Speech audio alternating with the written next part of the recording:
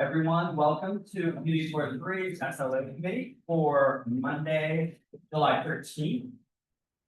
We are going to go ahead and get started this evening. We did have one item that removed from the agenda. That is item number 6. It was an answer to form at 98 Rivington Street. If anyone is here for 98 Rivington Street, that item withdrew. Watch the calendar, they may come back in the future, though I think if I recall, I don't think that one is coming back at the moment. I think they withdrew completely, but you never know. So just watch the calendar for that location. So just a little brief explanation of how the meeting is going to go. We're going to call on the items. I will give a brief summary of the application. We will then hand it over to the applicant and or their attorney or representative. Give them a chance to respond. We'll then move to members of the public. If anyone's here to speak to for or against an item, give them an opportunity. We'll go back to the applicant for a chance to respond to anything they heard. Then we will move to a committee discussion and a vote. So that being said, we may take a few items out of order. Can you check the sequence? I think.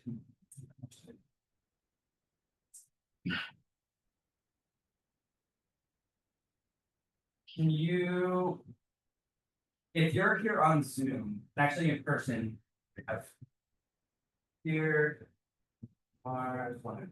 If you're on Zoom and you're here for item number 9, please raise your Zoom hand. I know there was we had a lot of responses for that item. So if you're here for number 9, which was 135 Bishop Street, please raise your Zoom hand for a moment.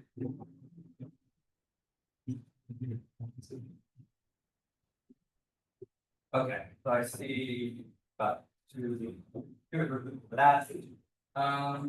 The other item, if you were here, anyone who's for 99 Stanton, please raise your Zoom hand, and then I know there's a few people here in person for that.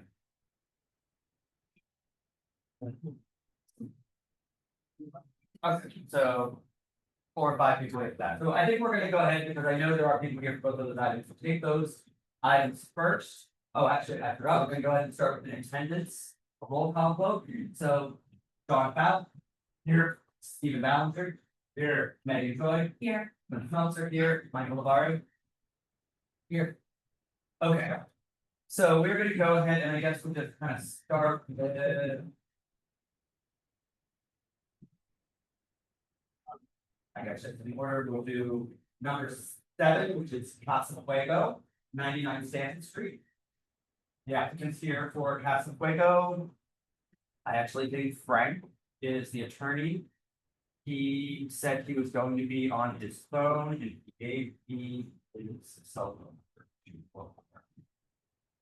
So if the applicants are here on Zoom, please raise your hand for item number 7, Casa Fuego at 99 Stanton Street. Frank's phone number is. Did I just say an iPhone?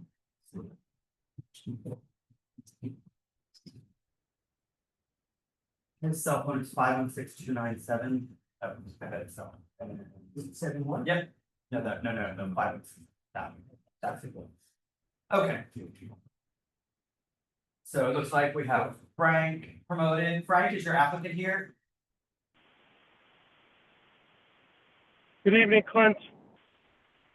Hello, Frank. Is your applicant here as well? Are they? I don't believe this is my case. Oh, I'm sorry. I thought you're not 99 Stanton? I am not. Okay, sorry about that. I had you wrong on my list. Okay. Is anyone here other than I know there's some members of the public? Is the applicant here for 99 Stanton? Casa Fuego. If you're on Zoom, please raise your hand. I mean, Emma's not. Yeah. Try that iPhone. Well, that was just listed as iPhones. Maybe that's. Yes, I am here on Zoom. Okay, we just promoted you as an iPhone. You are the applicant for 99 Stanton? Yes, that is correct. Yeah. And you have an attorney representative with you at all tonight? No, I do not. Okay.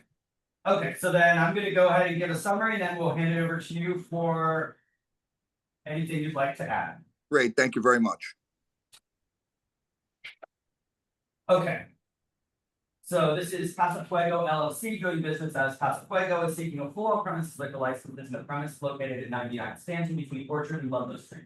It's an application for an establishment of up to 150 people, 41 tables, 150 seats, including stools and a stand-up counter, a full kitchen with food preparators serving food during off operation, 5 television DJs, live music at entertainment level, small speakers playing music at background level. 45 on-premises liquor licenses within 500 feet. This location previously was a creative cocktail bar, child wine and beer license that closed in 2025. The applicant has owned and operated a bar in Hempstead, New York since February of 2026. There have been 3 commercial growing complaints with police action at this location since 2020. 9 residents of the block signed a petition in favor of the application. They are proposing to operate as a Mexican restaurant, full kitchens, with food served during also operation. Hours of operation are opening no later than 11 a.m. all day, is closing by 11 p.m. Sunday through Wednesday, 2 a.m. Thursday through Saturday. They are not proposing to use outdoor space for commercial use. I don't think there's a question they haven't checked off if they're going to have any open doors or windows, or if it's going to be a closed facade. They will have DJs, live music and entertainment level, scheduled performances. They will not have promoted events, dancing, or any other cover fee. They will not apply for nutrition that's going to be free, no pub calls or party buses. They will have unlimited drink specials, including boozy brunches with food. They did check up happy hours and ensure no wait lines outside. Just before, I have one quick question before I hand it over to you. I know you had, I think the C of O is for 150 people. And you listed up 41 tables and 150 seats. So are you accounting for any staff or any other expanding if you have 150 seats? Yeah, so when I was talking to my expediter, that's what the public assembly currently is there. We weren't changing it from what it was last time. We didn't add anything new or extra to the occupancy. Okay. But I guess you understand my question though, if your occupancy is 150 and you have 150 seats, not saying you're ever necessarily going to be full with every seat though, but that doesn't really leave any room for people at the bar or staff or anything else. Yeah, correct. So we removed actually some of those tables that were there. So that 150 is to be compliant and stay including staff. Could you repeat that? The 150 includes what? It would include all the staff that we need working there. It's not to go over the 150. We would be removing. Well, I know the 150 would have to include that, but so are you changing the number of seats you have then? So we've removed a couple of the tables to allow for it to be at the 150 number. So how many did you remove? We removed approximately 8 tables. 8 tables, and were those 2 tops, 4 tops? They were 4 tops. So that takes it down like 32 seats. So this would basically be 118 seats. Correct. So you said you took away, so that'll be, instead of 41 tables, it's gonna be, you said you took away 8. So it's gonna be like 33 tables and 118 seats. Correct. Okay, thank you. I just wanted to make sure I had the description correct. Okay, No so problem. I guess maybe before I give it to you, is your facade, is it going to be fixed? Do you have open doors and windows? Or is it a closed fixed facade that doesn't open other than your entrance door? So it does not open up. We are not looking to change or do any real construction to the interior. All we're doing is changing the aesthetics on the inside. And then I'm going to list it as a closed fixed facade. And then I have one other question about just from the application. Are you proposing happy hours? Yes, we are promoting happy hour. Until what time? Until 7 o'clock. Okay, perfect. So other than that, those are just a few clarifications I wanted to make before I get. So I'm going to hand it over to you now. And if you just want to kind of give us a brief description of what you're proposing and planning to do. Sure. So thank you for the floor. I appreciate it and being part of this. I've currently have 3 restaurants that we're running on Long Island. This wouldn't necessarily be a Mexican restaurant. So if it says that, I apologize. It's supposed to be Latin fusion, where it's a mix. We run one currently in Garden City that is a Mexican restaurant. It's very family oriented.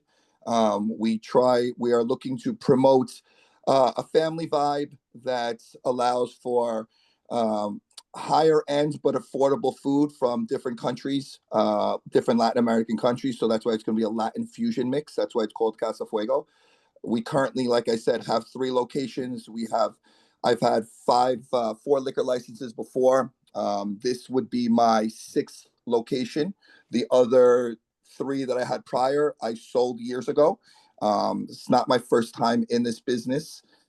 We currently run, like I said, 2 successful places where we just want to bring a different type of quality, high-end food without the high-end prices type of vibe to add to the wonderful neighborhood that we saw there that we really enjoyed. And we were doing our homework and trying to get to a certain area, and we thought that that would be the best place to put our theme of what we want moving forward.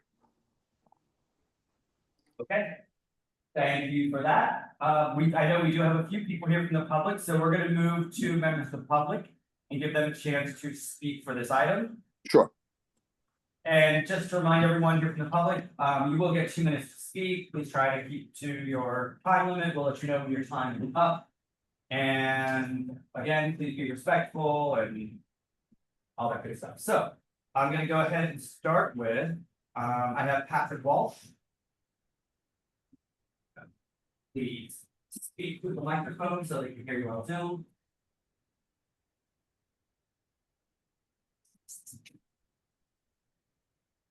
Hello. Yes, on. Yes, it is on. Sorry. I would tell you that in anticipation of this meeting, I fantasized about inviting you to our home any night of the week, so you can experience what we experience every night. Okay? An inability to always disruptive of sleep. Sometimes you can't even speak in your own home. This has gone on for 20 years. As you know, the police at the 7th precinct is small, it is undermanned, and they will tell you it is impossible to deal with the reckless proliferation of liquor licenses, nightclubs, etc. in this area. This place, this is my daughter's bedroom. This is our bedroom. This place is right there. Okay? No legitimate restaurant applies for live music, karaoke, 5 television sets, a jukebox, and whatever else there, happy hours. Okay? We are living under unconscionable situations here. We are tired of this, more tired than I can even express. There is no conceivable benefit, despite this guy talking about family vibes and the rest of this. This is a nightclub. This is a nightclub as Pianos, which also claim to have been a restaurant. They opened as a restaurant. And from day one up to today have been a perpetual nightmare to the hundreds of people in the area. I implore you to do the right thing and oppose this. Thank you. Patrick, you kept exactly to your 2 minutes, thank you. I have good time. You practical. Next, we have David Troutman. I'm David. I'll live about 3/4 of a block, a very, very, very short block. These blocks have only like 4 or 5 buildings on them each, so it's a really packed neighborhood. And I can verify what Patrick says, and all of you probably already know this anyway. It is unreal, the noise levels that we have in our neighborhood. And to bring another 150 person establishment into it with multi-levels and 2 a.m. closing, it will continue to be a nightmare for us. The police are overwhelmed. The police really, they cannot do anything to solve the problem center here. And we sure appreciate your service on the community board, and I hope you will reject this application. Thank you. Thank you, David. And I think there are some people here online. We're going to go ahead and promote Jean Malkin. We're going to promote you and then just unmute yourself and you can go ahead and hit speak. Hi, can you hear me? Yes, Okay, we can. great. I live right next door to the proposed opening of this place, abuts our wall. I mean, it sounds like basically you're just opening another pianos. So that pianos is like maybe 200 feet away. On the other side is Arlene's Grocery. Next to that is Hair of the Dog. Across the street is Peppa's. Like there are so many liquor licenses already,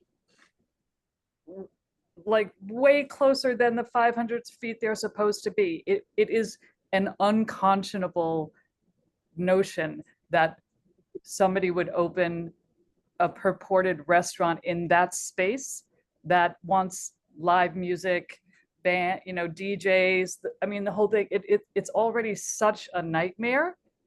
I can't even imagine that the community board would consider permitting this, and I beg you not to. Thanks. Okay, thank you very much. Next we have Agreed Hubert. Hi, can you hear me?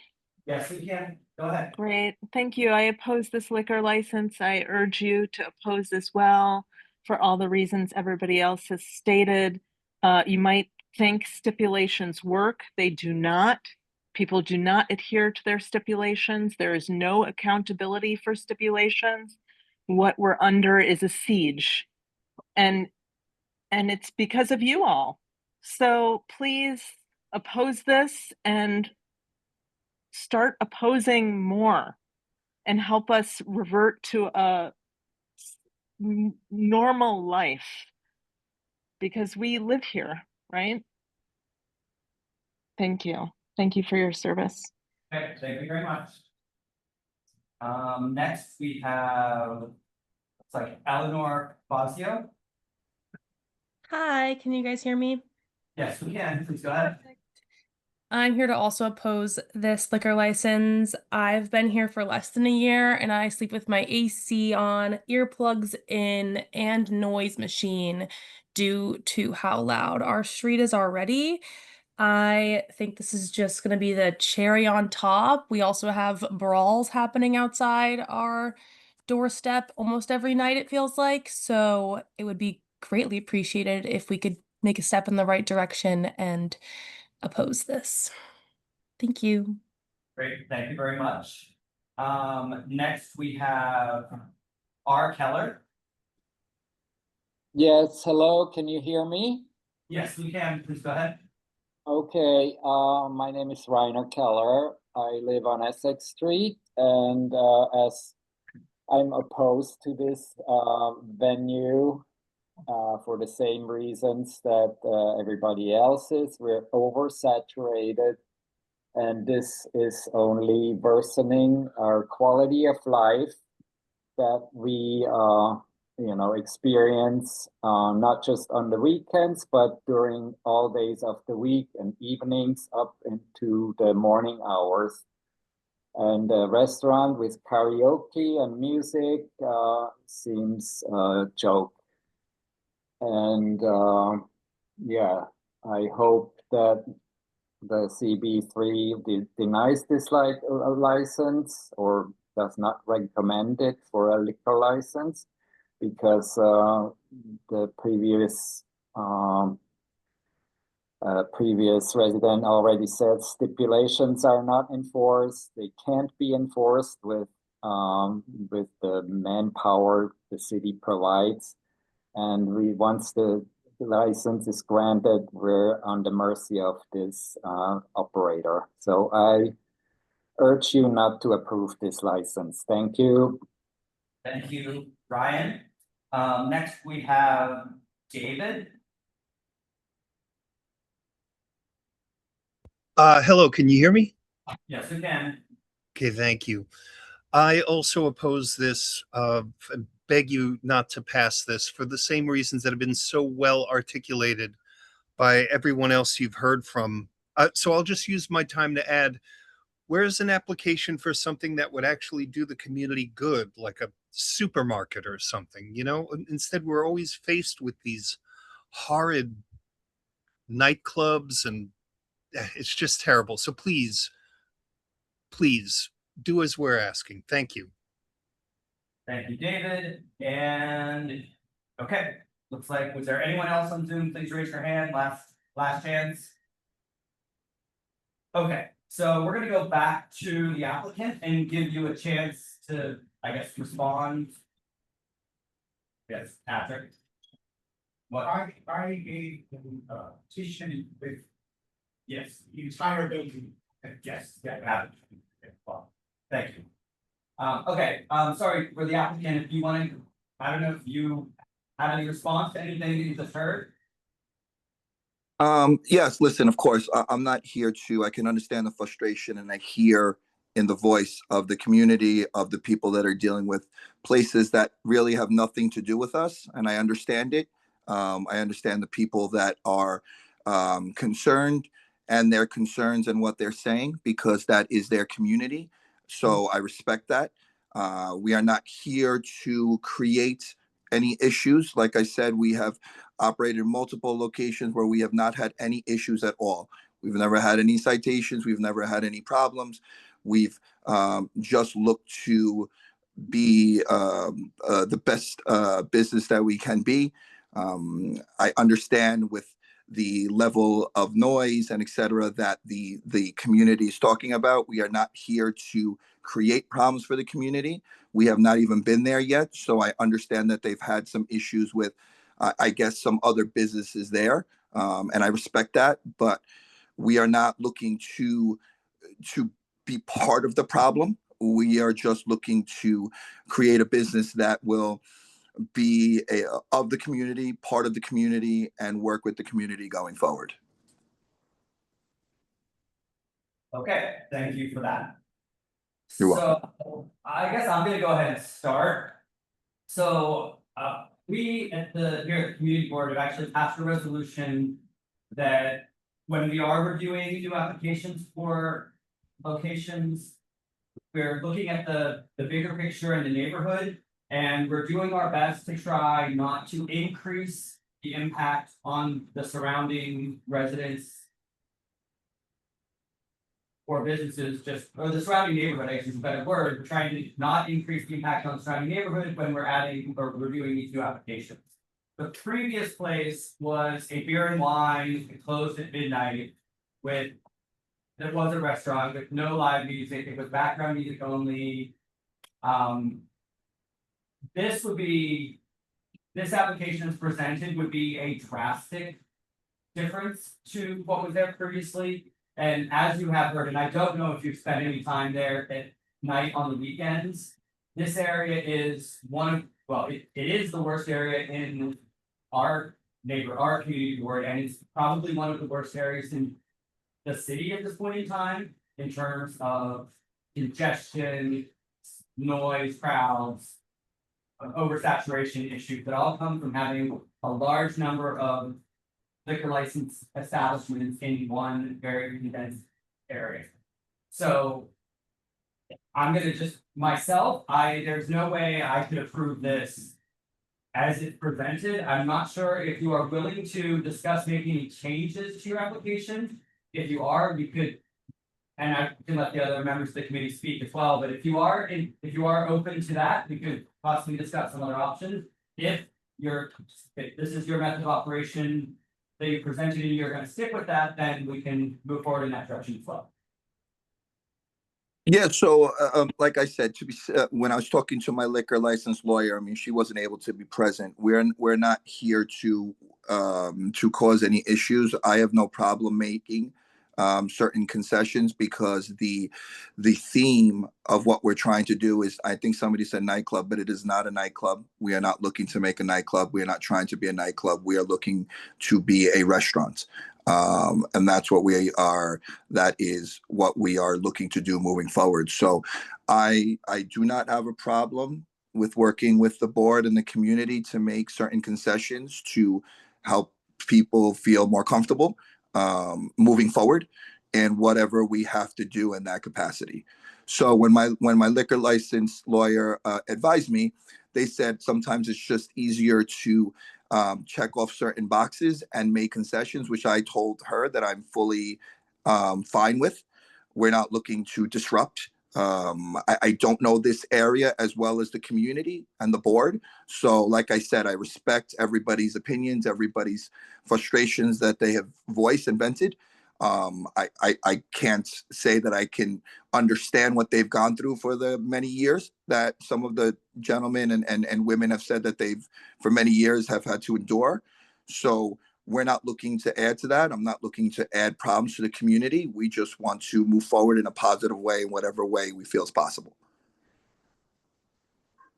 Yeah, I mean, I think that's part of my concern is that I think if you're gonna open a business in this neighborhood, you have to be really well aware of what you're getting yourself into. There's a lot of different dynamics in this neighborhood and a very delicate balance of residential life and nightlife and how they can work together and respect each other. Sure. Part of my reservations is that your businesses are all in Long Island, and it's just, I can't explain how dramatically different, those two are. Yeah, I mean, I'm concerned about the PJs, I'm concerned about the karaoke, I'm concerned about the 2 a.m. Yeah. Unlimited drinks festivals, boozy brunches. Yeah. So, I mean, I know I spoke earlier, but I think the only way I can approve something at this location is with the stipulations that were with the previous business, which would be beer and wine, closing at midnight every night, and background music only. Is that something that you would consider?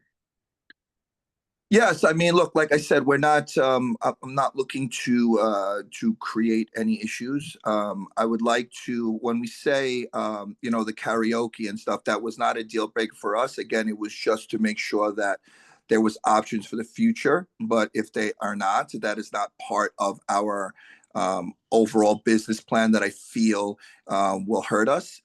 For the brunches that we were looking to bring in. Those are in right now. People love those brunches and they do contain music to go along with the brunches. We're not looking to have a party until 4 a.m. One of our other locations, we close at 12 not because we are required to, but because I close the place at 12. So because there is a community and people behind there in the town that I used to live in for 17 years. So we have made our own concessions in other ways to be able to be part of the community and not not further hinder it. So, would you agree to a beer and wine license, not a full liquor license, because that's what is currently there for beer and wine? So it'd be a beer and wine license, closing at midnight every night, no live music, no karaoke, no entertainment level sound at all. Are those concessions you would be willing to agree to? So yes, I'd be willing to agree. The only issue. And definitely no boozy brunches. That has become a scourge on our neighborhood. And Okay. that is something there's no, I don't think anyone here in the committee would have any negotiation over that. Okay, and that's fair.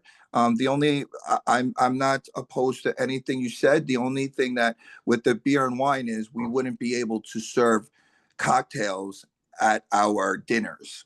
So when people go out to dinners, they would require most places that I have, they would like their drinks. So when we don't have the liquor, we wouldn't be able to provide the drinks at the dinner.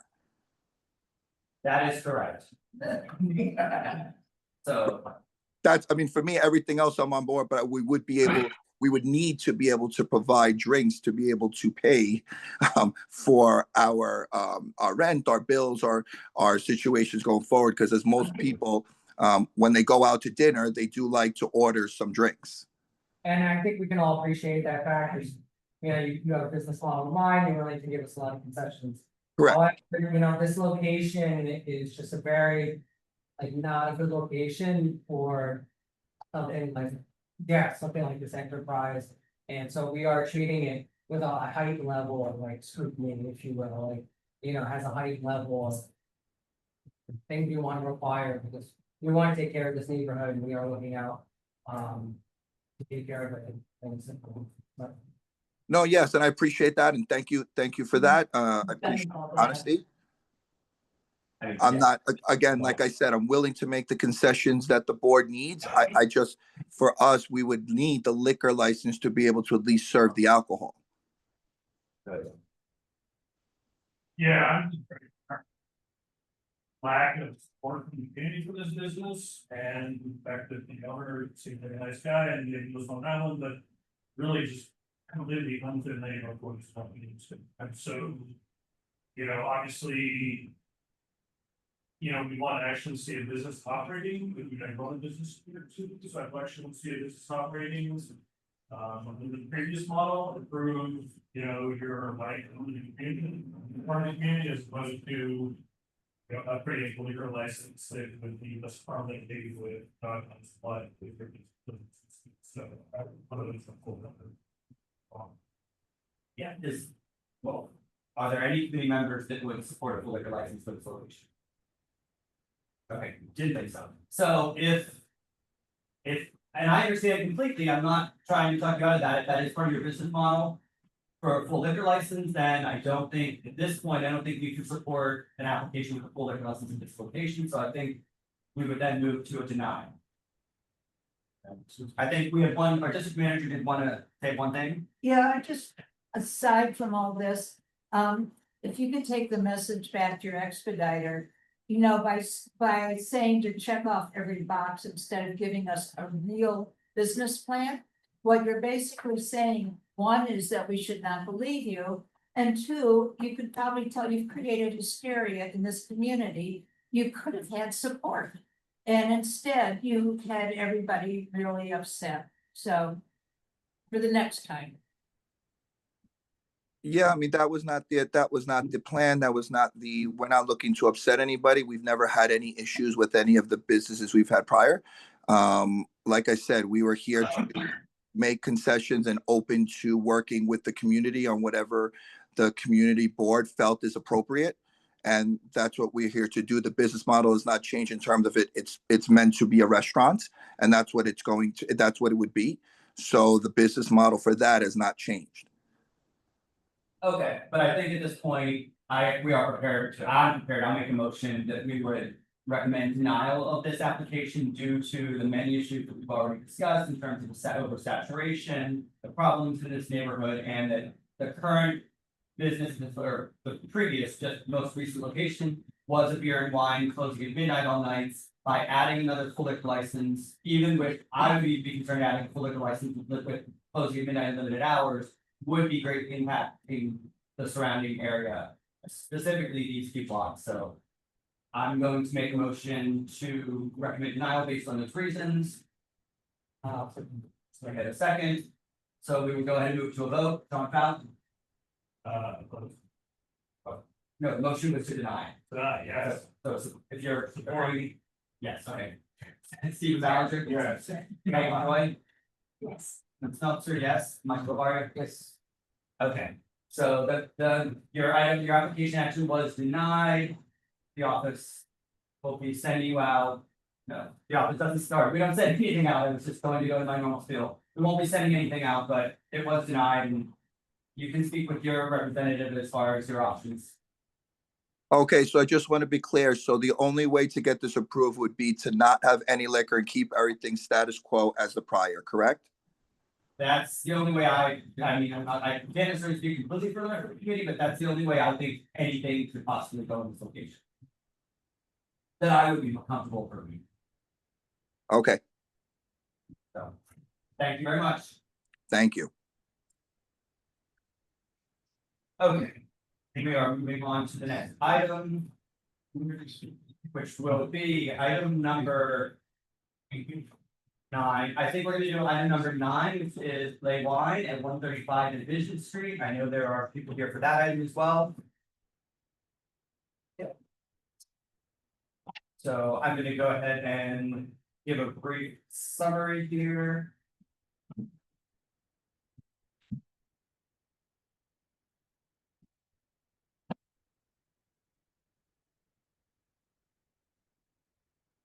Okay, this is 135 Division LLC doing business as Lay Wine is seeking a beer wine cider license in premise located at 135 Division Street between Canal and Allen Street. It's an application for an establishment of 40 people, one wall counter with 25 seats, one stand-up bar with 7 seats, a food prep area serving food during no operation, no TVs. And were there DJs? There was some consistency. No TVs, no DJs, there would be streaming music in the background. This location was formerly Two Bridges Luncheonette. It did have a beer wine license as well.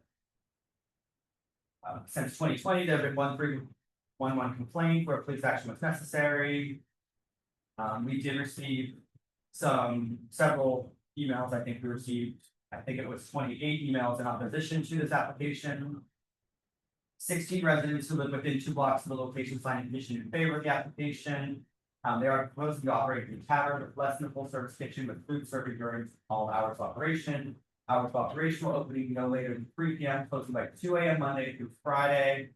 Opening no later than 12 p.m. and closing by 2 a.m. Saturday and Sunday. They will close all outdoor dining, allowing the dining out NOC program by 10 p.m. When not having speakers to eat monitors outside. Closing in front of your facade doors windows at 10 p.m. We'll play ambient background for music only. We'll not have live music, promoted events, scheduled performances, dancing, and events to cover the discharge. Not apply for alteration of CB3, no pop party buses, no limited drink specials, not have happy hour. And we'll have no wait lines and have a staff person responsible for ensuring no loitering or sport crowds. Okay, so we're gonna hand it over to the applicant and their attorney. Great, thank you. Thank you, Clint. Good evening, CB3 Max Bookman, that's Ian Bookman, I'm counsel for the applicant, with me is Greg Atlas, to sit there. Don't look tight space, so. And whatever. Also on Zoom is John Knight, the 2 of them are the owners of Golden Age Hospitality. Golden Age Hospitality being the one in red, New York hospitality group with lots of successful bars and restaurants throughout Manhattan and Brooklyn. As you heard Clint said, this is an application for a beer wine only license that is the Bridges Luncheonette space. As Clint also said, we're open to 2 a.m. closing. We are happy to take any questions that people have, either from committee, that is members of the community as well. So I'd like to take any questions, hear any feedback, and then we'll stand back up and address any questions. Okay. Thank you, Max. Okay, so we're gonna go ahead and do you have anything to say, or John, anyone else, any of the applicants have anything you wanted to add? No. Okay, we're gonna go ahead and move to members of the public. And again, reminder, we will be timing you with 2 minutes. So we're gonna go ahead and start with Emma.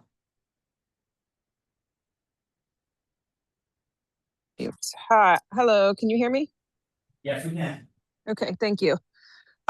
So I'm here to oppose both from our block association and very specifically from being a direct neighbor who lives kitty corner to, we're actually on the same side of this street. I live kitty corner to their other location. John Nedick and Golden Age Hospitality opened Ladiv located directly across the street. They exploded onto and around Canal Street, completely changing the dynamics of this neighborhood, creating a Mardi Gras atmosphere much of the time. And it was only due to fierce opposition that required a massive effort by local residents that it's been beaten back to some level of reasonable operation. That said, their immediate neighbors, I'm sure, feel that it is not under control. Anyway, Lawine is located directly across the street in front of an open space and open sort of seating square that lends to crowds congregating. Based on prior experience with John and Golden Age Hospitality, I do not believe they will willingly make a best effort to dissuade crowds and bad behavior. Dime Square is saturated with licenses. At 2 a.m., I mean, we've become, it's a thing, right? It's actually internationally known at this point. A 2 a.m. license not only provides zero public benefit, it creates further quality of life issues for residents who actually live in this neighborhood. It should be noted that many of these residents are aging Chinese living below the poverty line and require keeping their windows open for airflow and temperature control. On a hyper-personal level, my 16-year-old has a very serious medical condition which affects his nervous system.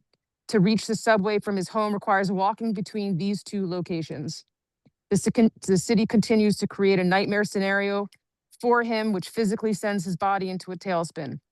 It's become abundantly clear that the DOT and state liquor authority are either not willing or not able to enforce stipulations. Approving this license will certainly create further issues in this community. Therefore, we urge you to deny a 2 a.m. license. We would prefer no license. However, at minimum, this location with this operator should not be approved past midnight 7 days per week. I appreciate your consideration and all the effort you guys put into working on this board. Thanks very much. Thank you, Emma. Okay, so we're now going to move on to Nicole Parcher. Hi. Hi, can you hear me? Yes, we can. Okay, thanks so much. Yeah, I live on Canal Street. I've lived there for 26 years. And it's just, very hard to see what has become of the neighborhood. I absolutely oppose. I can't even believe they're asking for more space. I agree with the previous speaker that area, that square, is already a major hangout. People start blasting music. It's a total scene. And the thought of having something encouraging that is really, really upsetting. I mean, a 2 a.m., that's insane. I live in front of like Servo and Dimes. And the only good thing is it closes at, 10 or 10:30. So the minimum midnight, but I would ask for you to not approve their liquor license at all. The neighborhood it used to be such a sweet neighborhood, such a real mix of people for the past 26 years. And it's really become a circus. It's very upsetting. So I appreciate your time and, same things that for the previous thing, the other liquor license that people are speaking of. It's just, I too sleep with an air conditioner, earplugs, a noise machine. And it's like, I'm a teacher. I have to wake up at 7 a.m. to teach kids, So I would urge you to not give these folks their liquor license, their 2 a.m. liquor license. Thanks so much for your service. Thank you. Okay, next we have Elizabeth. Yes, hi, can you hear me? Yes, we can. Hi. Thank you, everyone. Thanks for hearing me out. So first, let me say that I strongly oppose this application by LaWine. I live on Orchard Street, right at Canal, so just a half block away from where LaWine will be operating. I am speaking here on behalf of the Neighbors on Canal organization, as well as a longtime resident myself. As you are all aware, Ladiv, the owner of LaWine, has historically been in violation of SLA laws and CB3 rules. That includes hiring DJs in their basement, serving alcohol past open streets hours, and allowing patrons to drink standing on the sidewalk. And there is absolutely no reason to believe that LaWine will be any different. This committee has heard repeatedly about the vast majority of restaurants in the Lower East Side being in violation of SLA and outdoor dining laws, and Division Street is a terrible hotspot of noise and debauchery. I personally conducted a walkthrough of the Lower East Side a month ago with Susan Setzer and assorted politicians to witness the insanity that we residents live with on a daily basis. There is honestly no accountability happening in this area, and LaWine will not be any different. Its owners have proven that they are not capable of it. As folks before me have said, another liquor license here does nothing to enhance the quality of life and everything to add to the chaos, and especially not with a 2 a.m. closing. I urge everyone here to take a stand for the community and reject this application. And if you do need to vote yes, please, I beg you at a minimum, do not allow operation past midnight. Thank you for your consideration and for hearing me out. Thank you, Elizabeth. Okay, next we have, there's someone, nope, no. Okay, looks like that is it for our speakers. And I think just we did receive also an email, well, I think I mentioned earlier that I think there's 28 emails, and as well as an email from the Lower Side Dwellers in opposition as well. Okay, so we're gonna hand it back over to the applicant, their attorney. Okay, thank you. Yeah, a few points in response. So I just think at a high level, I just first want to say that either I or Greg or John begrudge anybody from the neighborhood who has spoken out in opposition to this application. There are clearly, going to hear it from me, there are clearly dynamics at play in this neighborhood that are broader and bigger and beyond the control of any of us. There are larger macroeconomic factors playing into what businesses are going into vacant commercial spaces like this. And those are, there are strong feelings on all sides of that, and I don't think anyone is speaking in bad faith. They raise these concerns. With that said, I do think, and I say this with greatest respect to the application, that I think they're giving, frankly, this community board and the state liquor authority a little more credit for the control and power of this process than is really due. This is a beer and wine license application. And as long-term members of the committee know, the law is written very favorably for beer and wine applicants. This is not under the 500-foot law. There is not the heightened scrutiny that you mentioned in the prior application. This application, there's case laws the liquor authorities recognized from back decades that says that community opposition is not a basis to deny a beer and wine license application. And we could have an argument or debate over whether that's good, that should be the law or not, or that's good policy or not. That is the law. And if folks want to change, they can go to the state legislature to seek a change, and that could be heard out in the process with the elected officials. I do think that what we are offering is something that, by this community board standards, is an improvement. I took note, Clint, of what you said with the prior application. And there was a few references made to the prior application that we just heard from the residents. What you look to do is not to increase impact on the neighborhood. Here, at this location, the liquor authority approved a 4 a.m. beer and wine license for the Two Bridges space. Now, I know this community board didn't support that, and I know I'm educated on the whole saga. I know that the liquor authority approved it anyway. But so we know that the liquor authority has approved, as they had to, a 4 a.m. beer and wine license application here with DJs. Now that applicant, I don't begrudge why people feel the way they feel about how that application went down. That person agreed to your stipulations at the meeting and then the next day reneged and said, I'm going to 4 a.m. But the bottom line is that liquor authority approved 4 a.m. with DJs. So that's what he had asked for.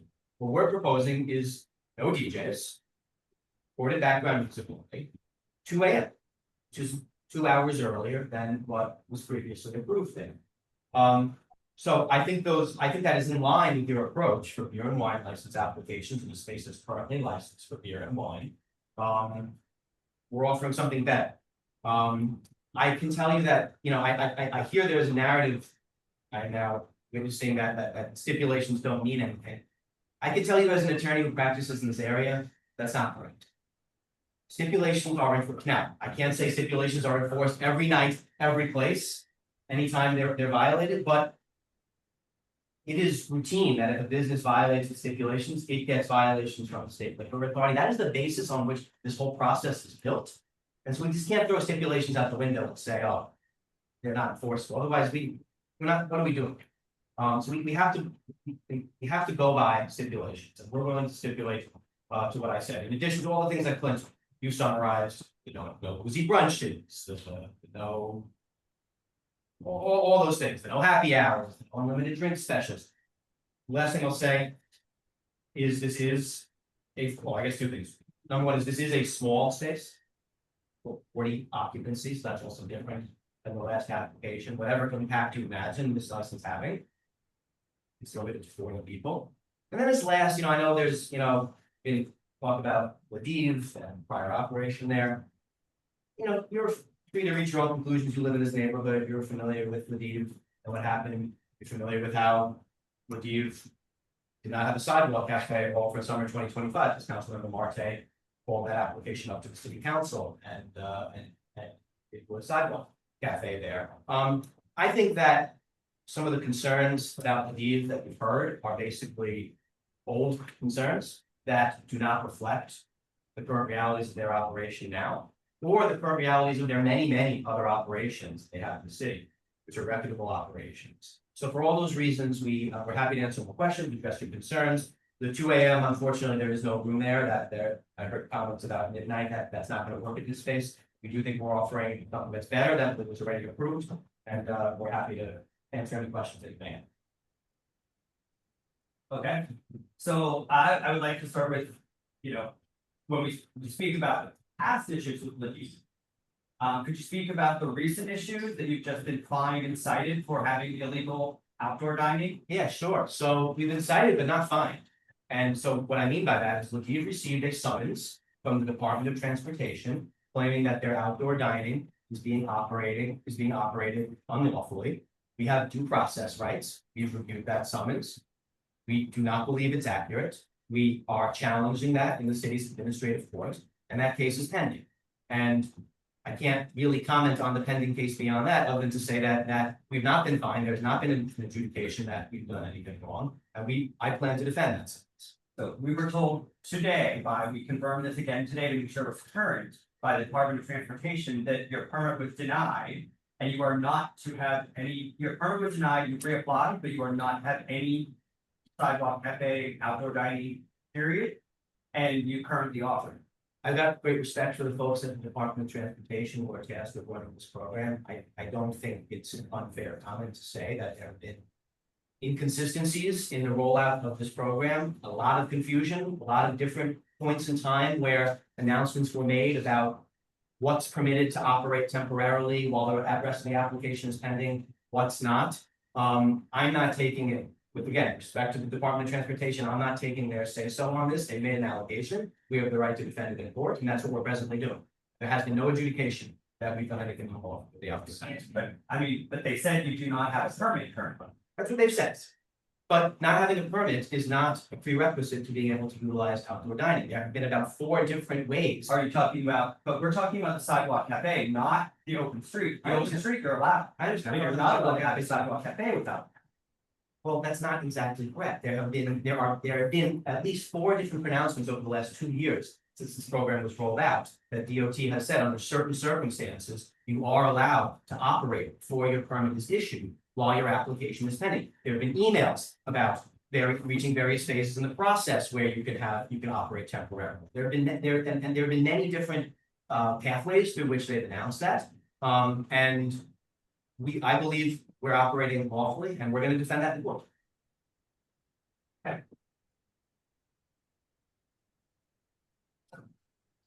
Susan, you So unfortunately, that's really true.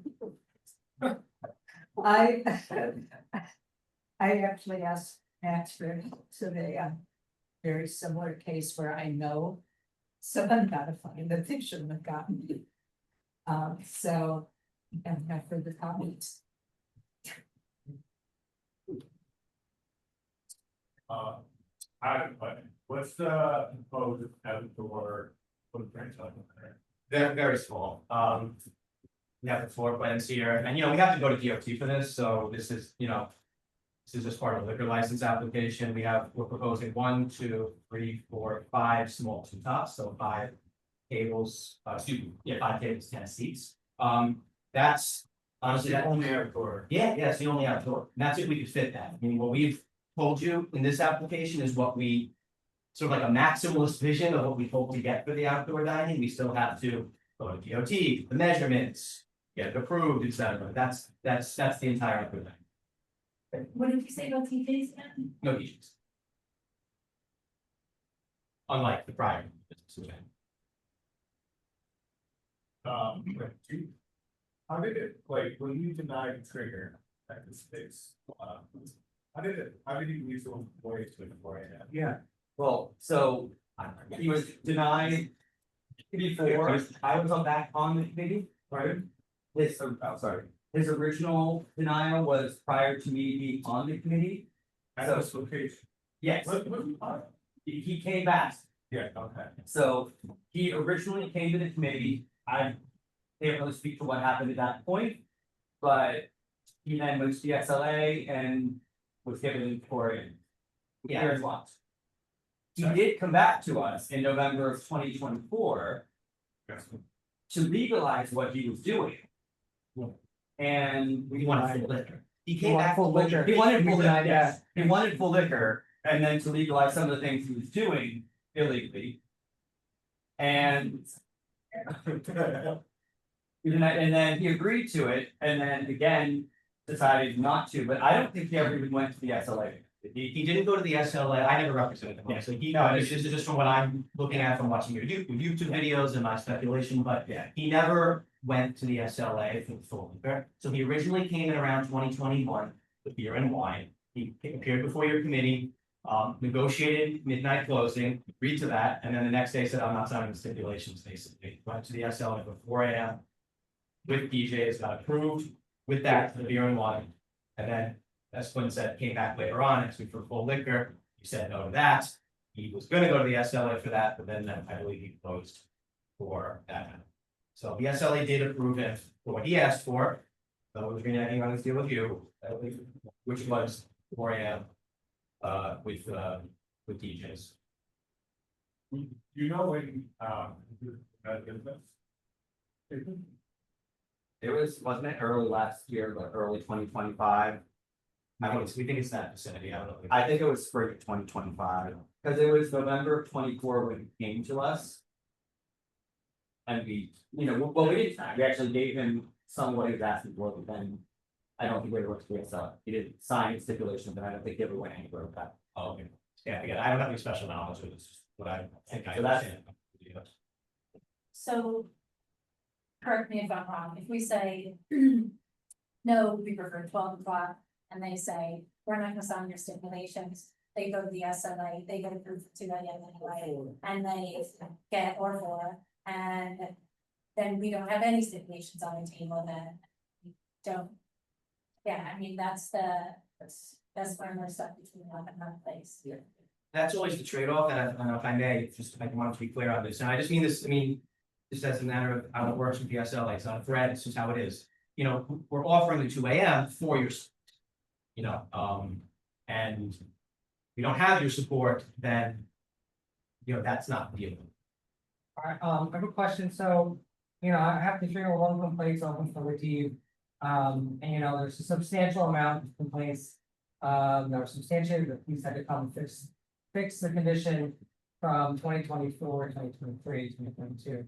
2025, I see 2 where the police came for noise complaints where the police claim they had fixed the condition. There have been none since. And can you just talk about your efforts to ameliorate some of these, or address these problems if the noise, stuff on the street sidewalk, the parties, and can you just talk about how you want, your plans to continue and your plans to engage with the community? So I want to think of that question. So I want to acknowledge Councilmember Marte and his leadership on this issue. We were not happy that our sidewalk cafe license was denied essentially by him for the 2025 season, but it was, it did provide an opportunity. And so what they have done, and maybe they better actually hear directly from the applicant, not that I've been involved with the lawyer, but they've done heroic efforts to better control the sidewalk, the scene there, to make it more manageable, and I'm glad it's reflected in 311. So I just want to speak briefly about what you've done on the sidewalk.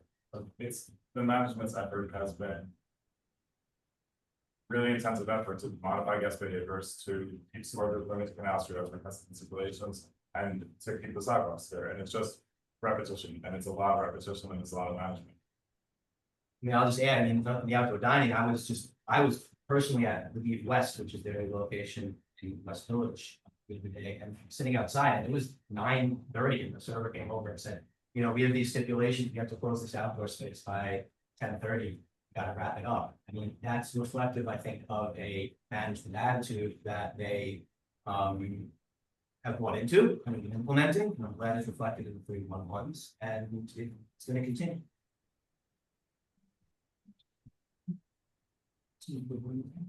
Go ahead, Susan. I just wanted to respond to actually to Megan's comment about the stipulations. There are plenty of times that we have sent up denials because they would not sign these stipulations. And the SLA has approved, but with the stipulations. I think it's more uncommon, and more surprising at this point when they approve without our stipulations. And then I also want to say, I mean, it's great that after the council member put in such efforts and worked with the business, but no, it shouldn't take that to turn things around. I want to give Council more updated the credit that was due, but as we said to him, sworn testimony before the city council, and we provided evidence of this, the efforts to rein in some of the customer behavior had begun long before the council member got involved. That ultimately wasn't enough for him, which is water under the bridge now, and we're not gonna litigate that, but, you know, it wasn't solely the council members involved in that got things, under control. May I say one thing? Can I say one thing? Yes. Yes. Thanks. Sorry about that. I realized I wasn't even on camera anyway. Just in terms of where we are today, the truth of the matter is that anybody who comes down on any walk through this of the neighborhood or anything like that, we actually police the other establishments in our neighborhood because of what we've been through. And that's just the truth. Like we actually create adherence to the open streets and CB3 stipulations of closing times, like actively. I have text messages to other owners that I've sent. We have correspondences with other restaurant operators about it. Happy to share those to anybody who wants to see it, but that's just part of our business now. And I just wanted to say that. Okay, thank you, John. If you denied, or if you didn't sign stipulations with us, and you went straight to the SLA for approval, I know for a liquor license, it greatly extends your approval time, is it the same for beer and wine? You say, oh, it pushes out. Yeah, like, is that like how long it takes? Good question. Yes and no. What I mean by that is, yes, the permanent beer and wine license will be delayed, but the major difference is the temp. The way the law is written, we actually have regular approved for our temp, it happens that fast. And so we'll be able to operate under the temp till 4 AM, because it comes any restrictions if we don't have a deal. For months. No, the temp, is it the temp still 12? No, so that's for full liquor. For full liquor, when it's under the 500-foot law and it's not a transfer, then it's the restricted temp with the midnight and all of that. When it's not under the 500-foot law, by definition, it's every beer and wine license application. There are no restrictions. You're only restricted by what deal you've made with the community. And the temp goes by the previous hours. Temp goes by whatever you said, that was the applicant, whatever you said you want. So we would tell the liquor authority, we don't have to be where what we want and. Well, if it's not. If you want, unless you made a deal with the community board, like we're offering here for something earlier, in which case that's what we should. And you know, that's an opportunity. I mean, that's an opportunity for us to go to the liquor authority eventually and say, look, we've been operating this way for X number of months and you know, till 4 AM and then there's been no problems. And then, you know, so that's something that I would be saying if, you know, if that's the faction. Do you guys have any plans in your future to come back to the court or city liquor? No plans in the immediate future. I mean, we never like to do these never ever stipulations because you never know what the future may hold. But that's not part of the plan here. And if we wind up having being stopped with beer and wine, then you know, not stop. But if we have beer permanently, then that's part of the business model. Make that work. This is, I didn't know this was to say. This is gonna be a wine bar. It's a wine bar, light bites, wine and things. Alright, I mean, I think. Just legislatively, I would be supportive of approving them as it is, so we get our stipulations, and not closing the doors and windows and not having DJs and, you know, not having live music and all those other things that we want to put in there. To try to have some sort of control over this, well, that's my sense. Would you do 12 during the week and 2 on the weekends? Yeah, do no. I mean, this is a residential area. People, a lot of people live in this area. Why, I understand it's a wine bar, you're not saying it's a restaurant, I get that, but. I mean. It's tough, 2 AM during the week, people have to work. I mean. Clint, I hear you. I'll jump in, Max. I totally understand where you're coming from. Can we compromise? And I actually told Max originally that I didn't really want to, but what if we do 12, just to keep it simple and not stagger it? Do 12 Sunday through Wednesday and 2 Thursday, Friday, and Saturday.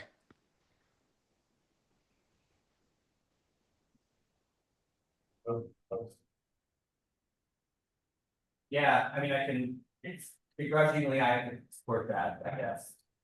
And we did just give 2 AM all nights to the restaurant too, yeah. Usually we. But that's a real that's a full-fledged restaurant. It's a 40-person wine club. A wine, just a restaurant that can serve full liquor is much more rambunctious than a natural wine bar. Anyway. I think that'd be both. Yeah, and I think we got one begrudgingly supportive to support John Ruiz and. Fine. All right, I'll make a motion to. I love something, I live there. We've already moved past, everyone had their opportunity, I'm sorry that you weren't here, I mean, say something, go ahead. I mean, you should have been here for the meeting, sorry, I know, I'm sorry. go ahead. This is out of line, we don't normally do this because we have a lot of other items, go. So I live in 35 Down Street, right in the epicenter, but I get up at 5 o'clock in the morning, 4:30 in the morning, I have to be out the door early. And to have our neighborhood associations ask for a midnight closing. So that, I mean, I sleep with air conditioner on, fans on, everything to get rid of the noise. Downstairs, the bars are closing at 5:30 when I'm going out the door, and the shutters are going down, and it's very loud. So, you know, the whole thing, it's taken our beautiful neighborhood and turned it into party central. And there are bars and bars and bars and bars and bars and bars and bars, like, when's it gonna stop? So you guys are just gonna approve everything? So, you know, it's awful, and they add nothing to the neighborhood during the day. They're shuttered till 3 o'clock. So it adds nothing. So I don't understand how you think this is, it's all people from outside the neighborhood come in.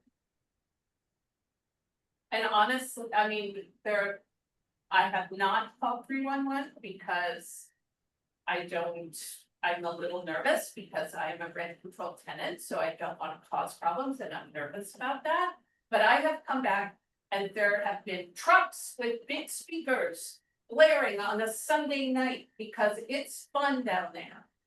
So, then I have gone over and talked to some of the restaurant people and said, why didn't you stop them? Why didn't, you know, and the guys who are the monitors are like, well, we're not gonna go talk to them. They're scary. So this is the situation for the people who live there, and we're all residents, and then you have like 20 establishments. So what I find when I come to these meetings that's frustrating is that it's so pro-business that. Well, so. We get to say it, and thank you. So just, and I'm not sure, I know you came in late, I'm not sure what point you came in, but the problem is, right now, the existing business has a 4 AM license. So they could go to the state and the state would very likely give them a 4 AM license. Because that's what's there currently. They're offering to do 12 during the week and 2 on the weekends. And then as well agree to our other stipulations with no live music, everything else. we could deny outright, but because it's only a beer and wine license, there isn't the same standard as a full liquor license. So if we were to deny outright, they would go to the state and the state would almost guarantee to be approving most likely whatever they're asking for, and if it was a full denial, there wouldn't be any stipulation. So they could ask for 4 AM, live music, DJs, and everything.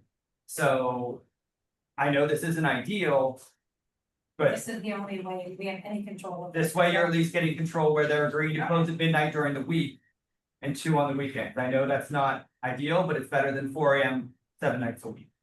And I mean.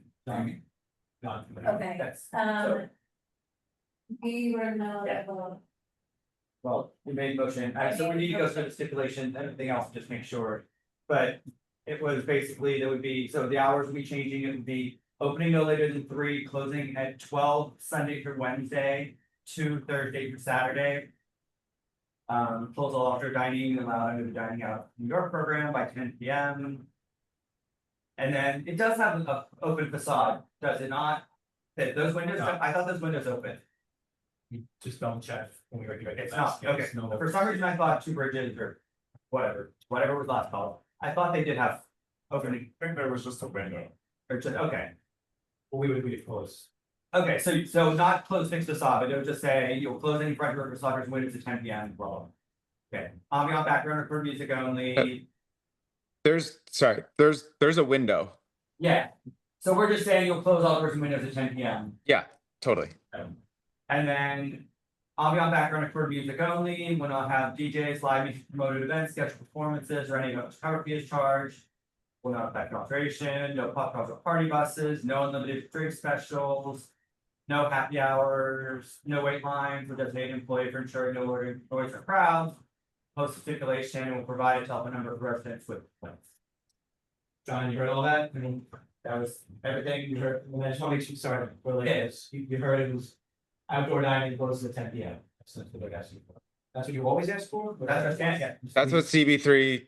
Yeah. 10 PM is our standard. I wasn't sure if it was 10. It's 10 PM, but it's chairs by 10:30, right? No. That's on the open that's on the open street, which is different than. Yeah. Yeah, so that's, You get approved for the sidewalk seat, that's You, a different program, that's outdoor dining. I mean, it's all under the one program, but they're different expansions. they're all different. So all sidewalk cafes, all roadbeds in CB3, the exception of actually 3 of the whole group, close at 10 PM. Open streets is different because that's decided by the open street.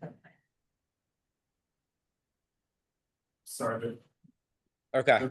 the question is whether closing means all the furniture is locked up at that point, or service is closing at 10 PM. So the people must leave the tables.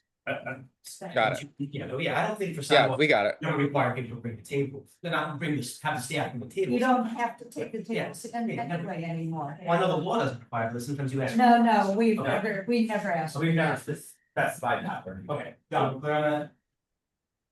Okay, good. Okay, so everything's good? Okay, thank you very much. Okay, so we're gonna move to a vote. John Powell? Yes.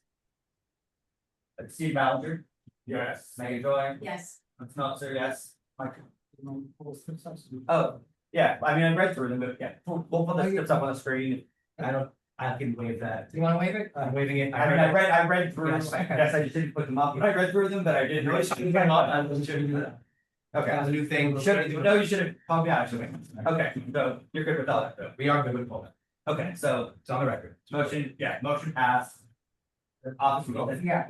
oh, sorry, you interrupted me. Yes. Michael Lavario, yes, okay, so the motion passes, the officer was sending out stipulations with instructions of getting them back. Okay, thank you for your time tonight. Thank you. Thank you. Okay. Sunday, Wednesday, Thursday, Friday. Sunday's fine. Yeah, right, just confirming the hours, Saturday and Sunday you were opening at 12, right? Pardon? Saturday and Sunday you were opening at 12. It was 12. The agreement was 12 all days except for Thursday, Friday, and Saturday. No, We open. Oh, Yeah, You're All right. opening. But hey, Clint, just Yeah. because you guys, because CB3, you like hold people to that, right? Well, Like we say opening no later, we say opening no later is our wording. So. opening no You're later. saying 12, then that means you have to be open by 12. You can open earlier. We actually encourage that, but. Yeah. So, that is different. Yeah. So it should be no later than 3 on all days. That was off of Okay. like what. Let's clear. So it's gonna be, so basically it's gonna be all days opening 3 PM. No later than 3 PM, closing by 12 Sunday through Wednesday. To Thursday through Saturday, yes. Correct. And you can, again, because of our word, you can open, and I think we probably encourage day contract. So if you want to open at 12 or, and I think the neighborhood's probably actually welcome that in some ways, but. Absolutely. Okay, thank you. I mean, we open at 12 all days at Lydia. Okay, thank you. So, but just to clarify, you have 3 all days for now, and then you can open earlier if you. Gotcha. Thank you guys. Thank you for your time. Okay, thank you. Okay.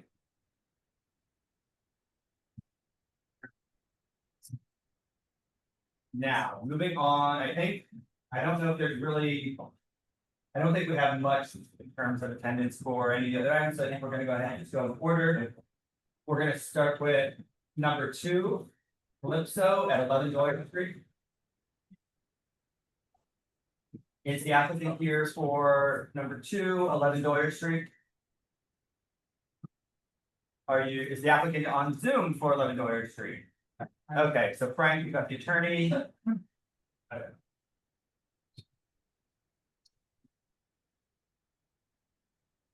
And I think. Frank, is your applicant here as well? Okay.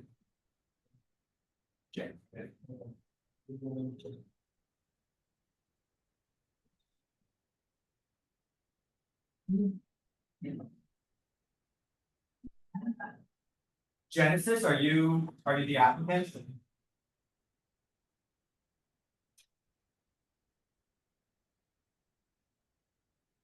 Alfred, are you the applicant? Frank, who's your applicant? Hi, yes, we're all here. Sorry. Okay, so Frank Genesis, is also on the line, I Genesis- believe so. yeah, Genesis, are you guys all together? We're all on the Zoom. We're just not in the same Right, space. but everybody's not showing up on the Zoom. So we have Genesis and Alfredo. Is there someone else? Yes. Who's your other person? Is it, Pedro? Pedro and Winnie. And Winnie. Okay, so we got Pedro. Let's see.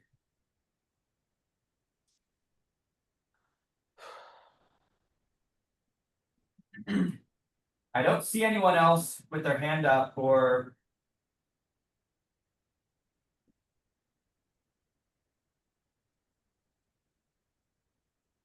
Yeah, I don't, and is it, Give them 2 minutes, Clint. They've been texting with me the whole time. okay, so we got Pedro, we have Genesis, Alfredo, and Pedro. So far.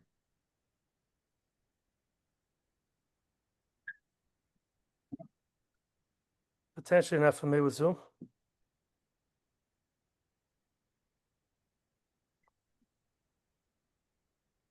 Do we know, is the other person on Zoom? Do we know? They are, yes. So what is their name though? Cause we don't see. Winnie Chu. We do not see. There's no one on Zoom by anything close to that. Okay, well, the 3 of us are here. We can at least. Okay. Okay. So if he or she shows up, you can let us know and we can promote them. No problem. I'm texting with them now. Thank you. I'm gonna go ahead and give the summary and then we can get them promoted out. Okay, so this is Juncture LLC doing business as Calypso is seeking a full on-premises license in the premises located at 11 Doyer Street, Retail and Bowery. It's an application for an establishment, and you didn't have this filled out in the application or the questionnaire. What's the occupancy or CBO for there? I don't know the answer to that question, to be honest. Is it 74? I mean, I think not yeah, larger than 74 to be honest, but it is 74. it is 74, okay. So it's an application for establishment of 74 people, 13 tables, 28 seats, one 12-foot bar with no seats, a full kitchen serving Latin and Asian food during all its operation, no television, recorded music, and DJs. There are 8 full on-premises licenses within 500 feet. This location was previously licensed with a full liquor license to the most recent was Blue Agave, and prior to that was Pulperia. The applicant has operated Carlotta on Orchard Street from June of 2023 to May of 24. There were 2 311 complaints at this location with police necessary in 2020. We did have one, actually, I think it was 2. We got 2 emails in opposition to this license, specifically the late hours. 23 residents who live within 2 blocks of the location signed a petition in favor, and they are proposing hours of opening no later than 4 p.m., closing by 12 a.m. Sunday to Monday, opening at 4 p.m. and closing by 2 a.m. Tuesday through Saturday. They will not use outdoor space, have a closed stick facade. They do intend to install soundproofing. They are planning on the awkward background music only, consisting of recorded music, DJs, but they will not have live music promoted events, scheduled performances, any motion cover fee is charged. They are not, right, and not more than 8 DJs per month and not more than 2 private parties per month. No popular party buses, no unlimited drink special, happy hours until 7, and no wait lines, and staff are responsible for ensuring no loitering with crowds. Okay, so we'll hand it over to you, and if you want to give us kind of a summary of what you're proposing. Or if there's anything that I actually said that needs to be corrected or changed. Initially, nothing you said needs to be corrected. We're doing a restaurant at the space. We tried to keep the hours consistent with the prior 2 applicants. I don't really have too much to add. Who's on this? Who else is on this Zoom with me? Will here, Federico, Genesis, and myself. I'm here, Pedro. yes. Pedro's is in. Okay. Alfredo, I'm here as well. As I said, we're planning to do a restaurant. The hours you quoted are correct. The hours we chose are the prior operator's hours. And if you have any questions, we'd be happy to answer them. We have, guys, you want to tell them where you live and where you work? Yeah, sure, I can start. I Hey, live look. in Orchard Street. I mean, sorry, what am I saying? I live in Ludlow and Hester, right next to the school. And I work as a GM at a restaurant down in Financial District. And yeah, that's pretty much it from that part. Okay. Hi, I'm Genesis. I work on at Upstairs Bar on Allen and Canal, and I also live on Allen and Canal, and have been part of this community for about 2-3 years now. Living and working in the same area. You. I'm sorry? I said thank you for that. Anything else you want to add, or I know we have, I think, a couple of people with their hands up, so I think we do have some members of the public here to speak. Well, I mean, I think I can speak for the team. We are looking to just add a little bit more flavor to the community. We are all Latin, from immigrant families, and we just want to highlight kind of our cultures and things of like that. We want to provide good food, great community, and Okay, I guess before we move to the public, this may come up as one of their questions, maybe we'll answer it first. What are you proposing in terms of DJs? We're not thinking about a guy with a headphone and a sound booth. We're talking about someone who's curating music. Guys, like more of a cultivated playlist. Curated. So you're not bringing in a promoted DJ, advertising a DJ as a staff person, just curating a playlist? Correct. Okay, so that's not, I mean, we don't necessarily consider that DJs. I've got to line it up with when I go for my public interest statement, Clint. I can't not say DJs because I have to tell the liquor authority DJs. I understand that's how you do it. But the liquor, I mean, I've actually discussed this with the liquor authority, and they said if it's not someone setting up a booth, if it's an employee that's just changing the music on their iPad or streaming playlists, that they do not require that as a DJ either. And is that what you're doing? Clint, that may be true, but Now the liquor authority does their public interests hearings, their 500-foot hearings, all on the papers. If But I, if what are I you, don't listen, are you proposing to have someone, a staff person standing there changing the music all night, or is it just they're putting a playlist and going about their other business? Alfredo, Genesis, Pedro, I'll take this one. setting it up and walk away, right? Honestly, the whole DJ situation was just a possibility. We're not subject to that, and to be completely honest, we most likely won't even have a DJ. There we go.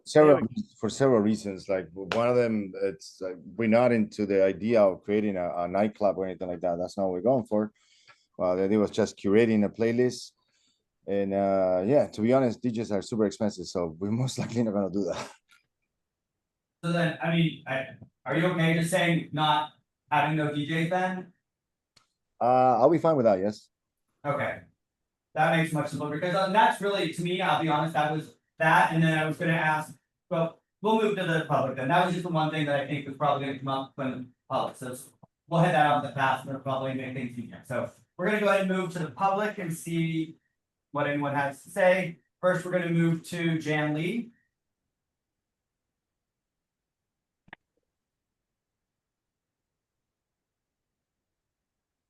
Jan, you can go ahead.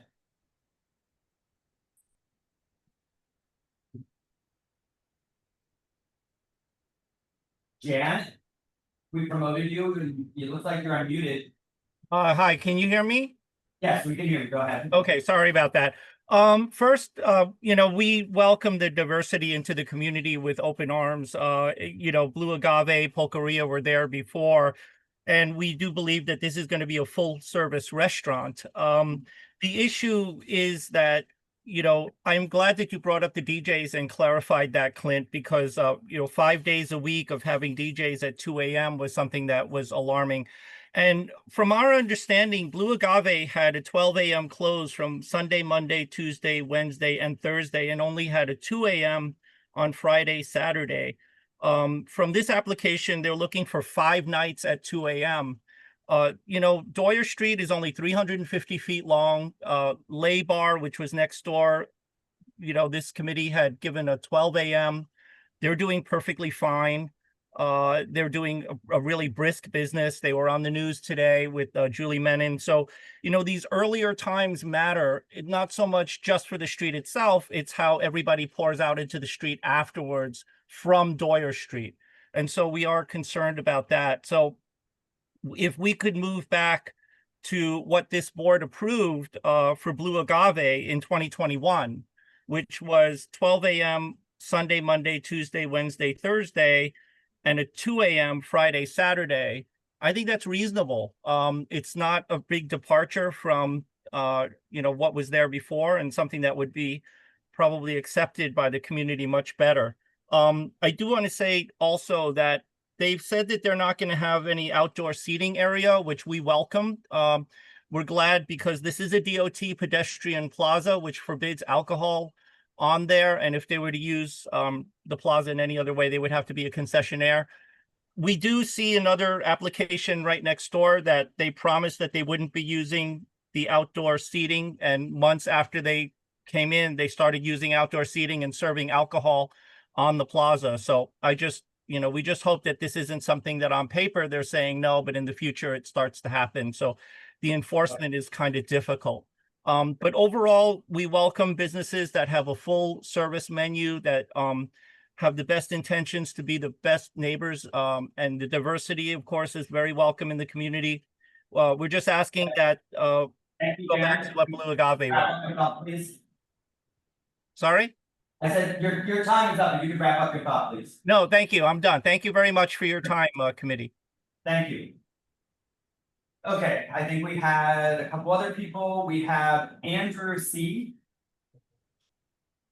Yeah, hi, can you hear me? Yes, we can. Great. I'm calling in to ask you to oppose this. 2 a.m. closing 5 nights a week is pretty inconsiderate. Even with the previous applicant, you said 2 a.m. during the week, people have to work. So I don't see this as being very much different from that. This is an immigrant neighborhood. Chinatown starts early and ends early. I heard Genesis' remark about adding a little bit of flavor to the community. This is horribly insulting. Neither of you, Alfredo or Genesis, live near that. You live in Hester or Allen Canal. That's out of the neighborhood. We could deal without your flavor to the community. I see you have a sign on your wall. Thank you. I see you have a sign on your wall saying that you honor Corky Lee. God bless his heart. Corky would not appreciate this. Doyers is a narrow street. The sound bounces off the walls. This is totally unwelcome. Please don't approve this. Okay, thank you, Andrew. Next, we have Winnie. Hi, I'm Winnie, and I'm actually part of the team. I wasn't switch over. Oh, okay. Yes. So Sorry to I disturb. not and walking distance here, and I also been part of the community. Been helping out with Chinatown projects and also Think Chinatown, and also been doing murals with them. With the application to the Doyer Street mural sidewalks. And just to include that the location is in a basement, and I'm always in the neighborhood, always trying to be part of it. So I do want to bring my knowledge and like my share and love to the community that I've been living in to the streets. Okay, thank you, Winnie. Yeah, of course. Okay, I think, is it Anna? Anna, go ahead. Hi, my name is Anna. I live in Chinatown, and yes, welcome to the neighborhood. I believe it's a basement that you're opening your restaurant in. Is that correct? That's correct. That's Yeah, correct. that's correct. Okay. I really would prefer that you only stay open till 2 o'clock on Friday and Saturday. I don't really understand why there's a need during the week. People work and they need to sleep, and so it's really the spillover when people come out, if they're a little rowdy. So, yeah, I request that only extend the time on Friday and Saturday to 2 a.m. and midnight the other nights. Okay, Thank you. Thank you, Anna. Okay, I think that is everyone. So we're gonna give the applicants a chance to respond to what they just heard. Guys, you want to respond or shall I? Okay, I will. We are, as has been previously stated, a subterranean space. The noise of the restaurant will be completely confined below ground.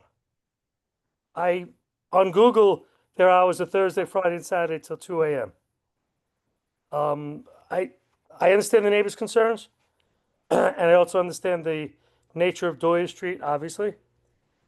But we have to be able to survive at this location. So I don't think the ask for 2 a.m.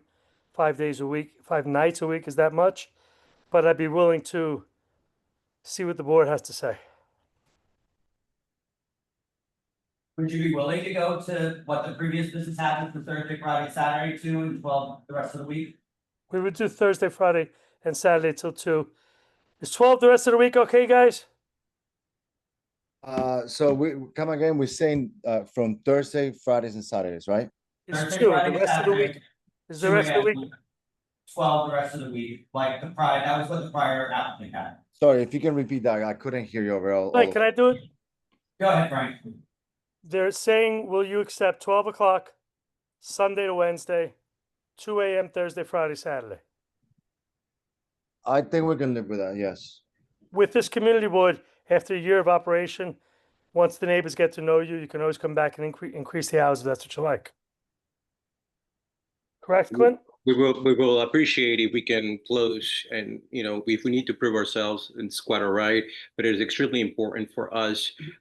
This is our craft. We've been doing this for 2 decades. It is important for us to be able to host the people who work in this business and come and visit. And to your point, Frank, we need to be able to make a living. Hello? Right? So 2 p.m. will be ideal. And Frank, I mean, we don't set a specific year timeline. We want you just to be open at the bare minimum of a year. Longer is usually the better, just to show you're good operators and not causing a problem. And you do. Oh, I thought you wanted 4-season operation. I'm sorry. What? I thought you wanted 4-season operation. Well, we do. So I mean, that's why I said it's at least a year, if not longer, just to show that you're, good operation, not a problem. And you do have the right to come back. But I would just say I wouldn't come back before a year, but we don't put a specific deadline. Clint, I'm trying to sell this deal, all right? And I think about it, right? I think we're there, so. Okay, so it sounds like they agreed to no DJs and they're gonna do 12 during the week, 12 Sunday through Wednesday, and Thursday, Friday, Saturday, 2 AM. I think that addresses the residents' concern, and that all agreeable, we're ready to put the stipulations up and go through the stipulations on the screen. Can I add one thing, Clint? Sure. One of the residents was concerned about outdoor dining. As a basement space, we're not eligible, right? I don't actually, We're not. I'm We're gonna not. say I'm not, I know that's been the case, but I think as Max pointed out earlier, there's a lot of information going all around, so I don't know if that's actually the case. Max, that is the case, so Max is agreeing with you, Brian, so. It's not street level. You can't get open. Thanks, Max.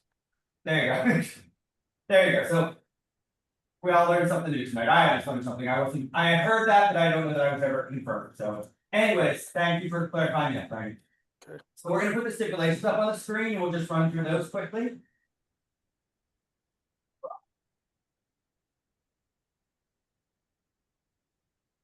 Okay. So this is so we have Pedro listed as the representative of the LLC, is that correct? That's fine. Okay, so it's Pedro Canales, as a qualified representative of Juncture LLC located 11 Doyer Street, will be a full liquor license. The liquor license, the categories new application, temporary retail permit, operate a full service restaurant, specifically a Latin Asian restaurant, with kitchen open serving food during all its operation. Hours of operation will be Sunday to Wednesday, 3 p.m. to 12 a.m. Thursday through Saturday, 3 p.m. to 2 a.m. I think as you heard earlier, the way we phrase it, it's listed on stipulations, is opening no later. If you want to open earlier than 3, I think that would be welcome by the neighborhood, but you just have to be open by 3. Yes, 3 p.m. Yeah, so it's 3 p.m. to 12 a.m. Sunday through Wednesday, and 3 p.m. to 2 a.m. Thursday through Saturday.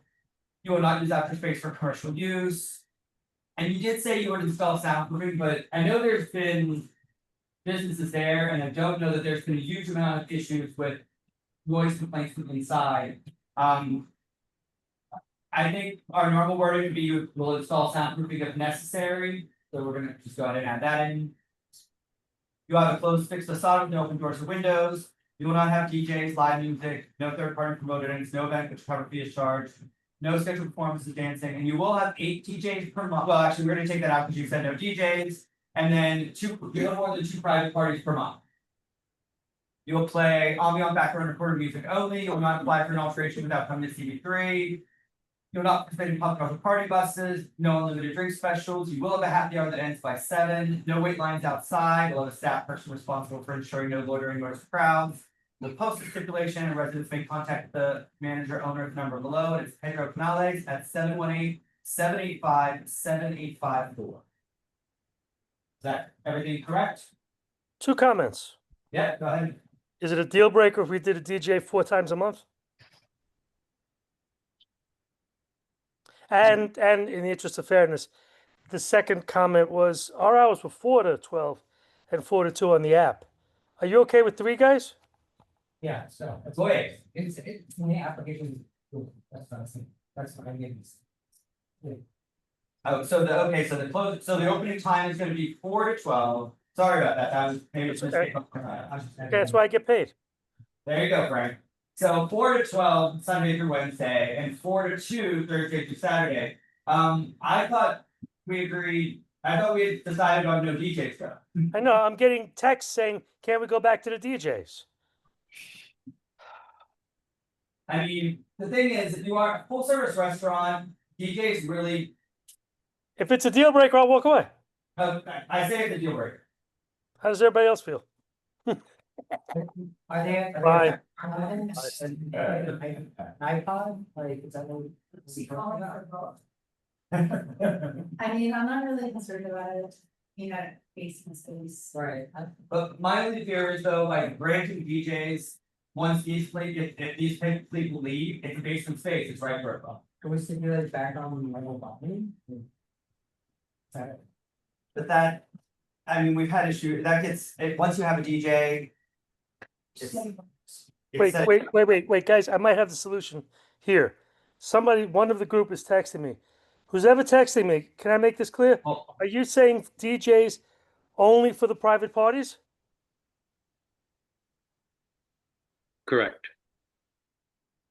So we're saying twice a month, Clint. That's kind of scary, that's even more scary to me though, because that's like you're having a special event with DJs and. Yeah. It's not a restaurant. No, it's usually somebody's birthday party and they wanna break in somebody to. I mean, I just would like to be clear about it because I would like to have a maybe and just not a no in case we do have a private event, somebody's celebrating, you know, an anniversary or anything like that, and would like to provide a DJ. We don't want to have to, you know, ostracise that When you're if booking, we when if you're we don't booking a need to. private party, not being able to do a DJ could cost us the party. And you mentioned it yourself that there had not been any issues in the past with previous tenants. Any And no. not the previous tenants had DJs. Did they? We're asking for twice a month. The previous location did have DJs. They weren't approved for it.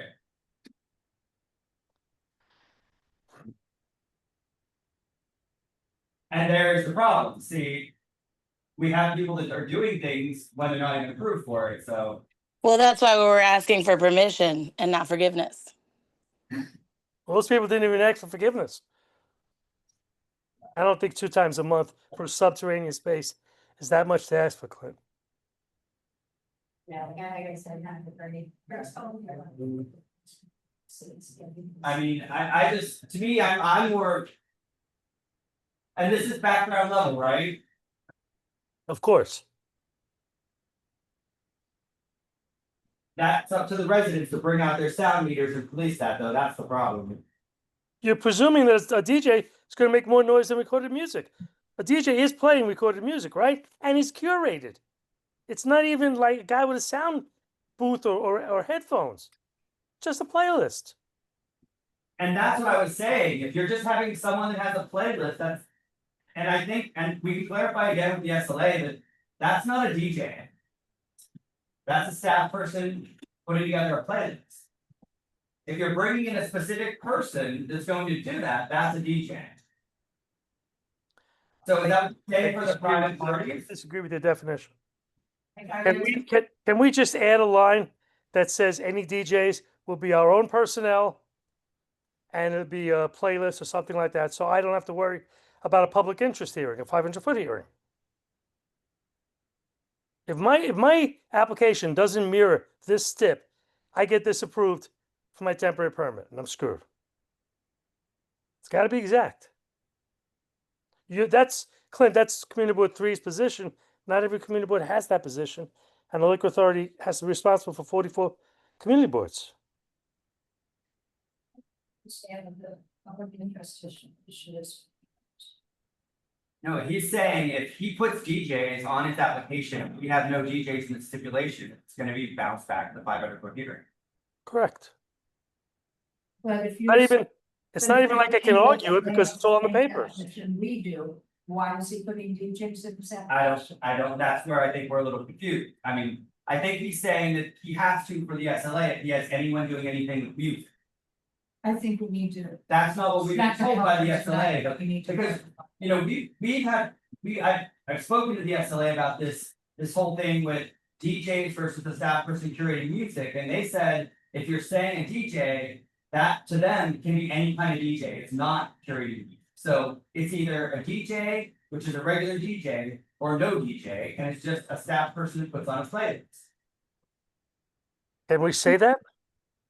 DJ confined to staff person only. And I'll put And if that my public person is interest going to be the statement. bartender and they're doing other things, or is it going to be a staff person that's hired for that night to manage the music all No, night? no, no, no. It won't be any additional personnel. It'll be existing personnel. I'm not playing the game. I get it. I'm not saying you are, Frank.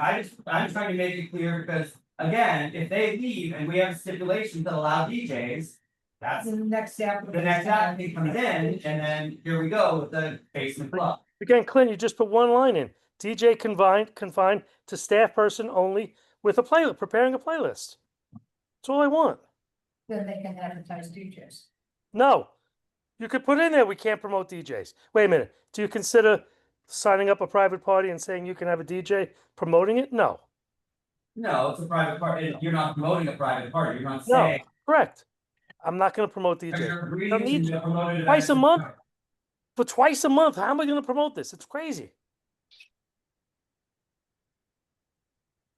And I do want to add, I was going to say this in the beginning, but your experience at Carlotta, that's not great. There's been a lot of problems at Carlotta, so I hope you're not bringing that. I think that's Barbelly, Clint. They're I both. don't believe Carlotta has any It's issues. been both of them. It's been both, Frank. Okay, but look But at anyway, I'm sorry. look at the date. But look at the dates he was employed. So we're gonna go on. So committee, what do we feel? I understand and I'm not necessarily opposed to what Frank is asking for, but I think we just need to be careful what we're putting in steps. I think it's all or nothing.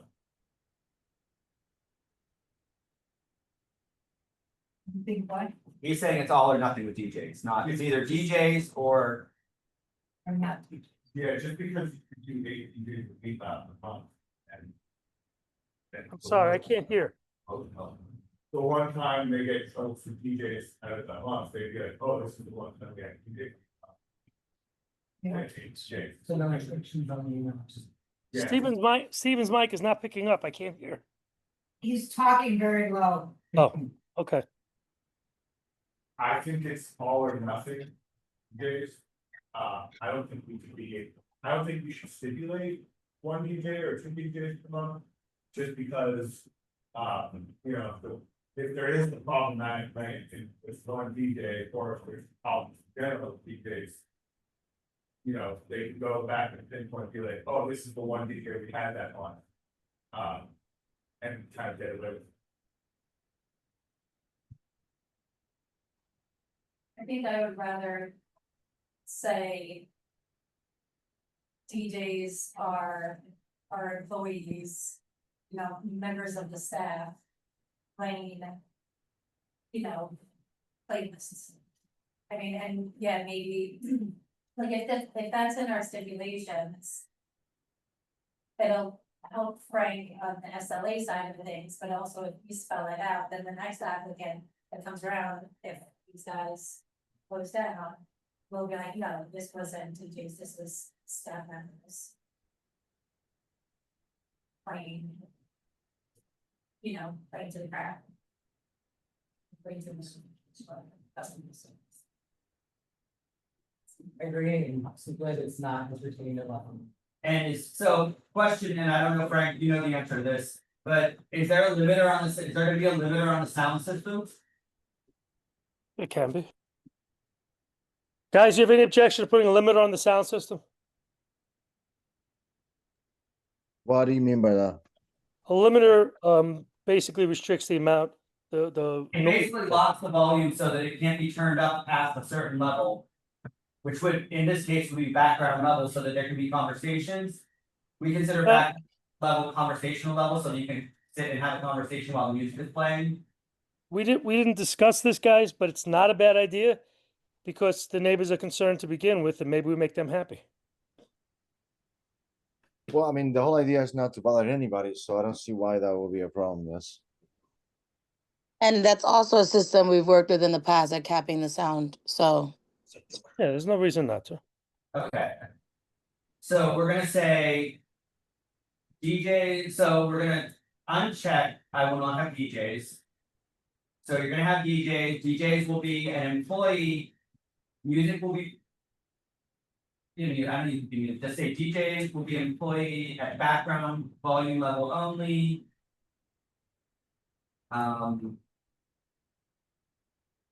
That's fine. A limiter, with a limiter installed on the sound system. It's fine. To ensure.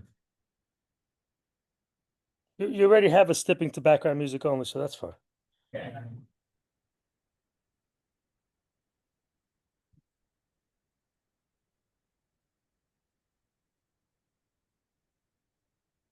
Okay, so the stipulation will be, I will have DJs, but I will not have live music, third-party promoted events, any event which cover fee is charged, no scheduled performances, no dancing, not more than 2 private parties per month. DJs will be an employee at background volume level only, a limiter installed at control volume. Yeah, but you gotta clean that up, Clint. Still not right. What's? Well, you gotta tie in, you're either gonna say 2 DJs per month, or you're No, gonna. we're not limiting per month, we're just, because that's more, I think that's harder to. Okay, that's I fine guess by me. my mic was on. So That's we're not fine by limiting the DJs to 2 times a month, we're saying Fine by me. parties a month. But No we're not, argument. I think what Steven said, it's hard, if you put 2 times a month. And there's a problem, I think his thing was all or nothing, and I think that makes more sense. That's fine. That's probably smarter. And then, so you're okay with it then, DJs will be an employee at background level only, with a limiter installed to control the volume. Looks good. Okay. And then I would play on the unrecorded background music only, which is fine because the DJ is playing recorded music, so that's fine. Not playing an alteration like come to CB3, not participating in party crawls or pub crawls or party buses, sorry. I will not have unlimited drink specials, including 50 brunches. I will have a happy hour by 7, will not have wait lines while the staff person for monitoring the noise crowds outside. Will post the stipulation that residents may contact the owner at the number below, Pedro Canales at 718-785-785. That correct? Correct. Okay. We will move to a vote. John Fowl, support. Stephen Ballinger. Yes. Megan Joy. Yes. Lynn Smeltzer, yes. Mike Lavario. Yes. Okay, the office will be sending these tips out to you, Frank, with instructions. Another drill. Have a good month, guys. Thank you very much. Bye-bye. Okay, next we're moving on to number 3, Anderson Happy Liar LLC at 41 St. Martin. Oh, sorry, I was picking over here. Cha-Cha's Bar at 13 East First Street. Yes. So I know we don't do physical packets, but I have an updated one for everything. Okay, and then I'll go through what is updated. Okay. There. And then I only have a copy board, but this is like a report that so that capacity is our record. It's also. So.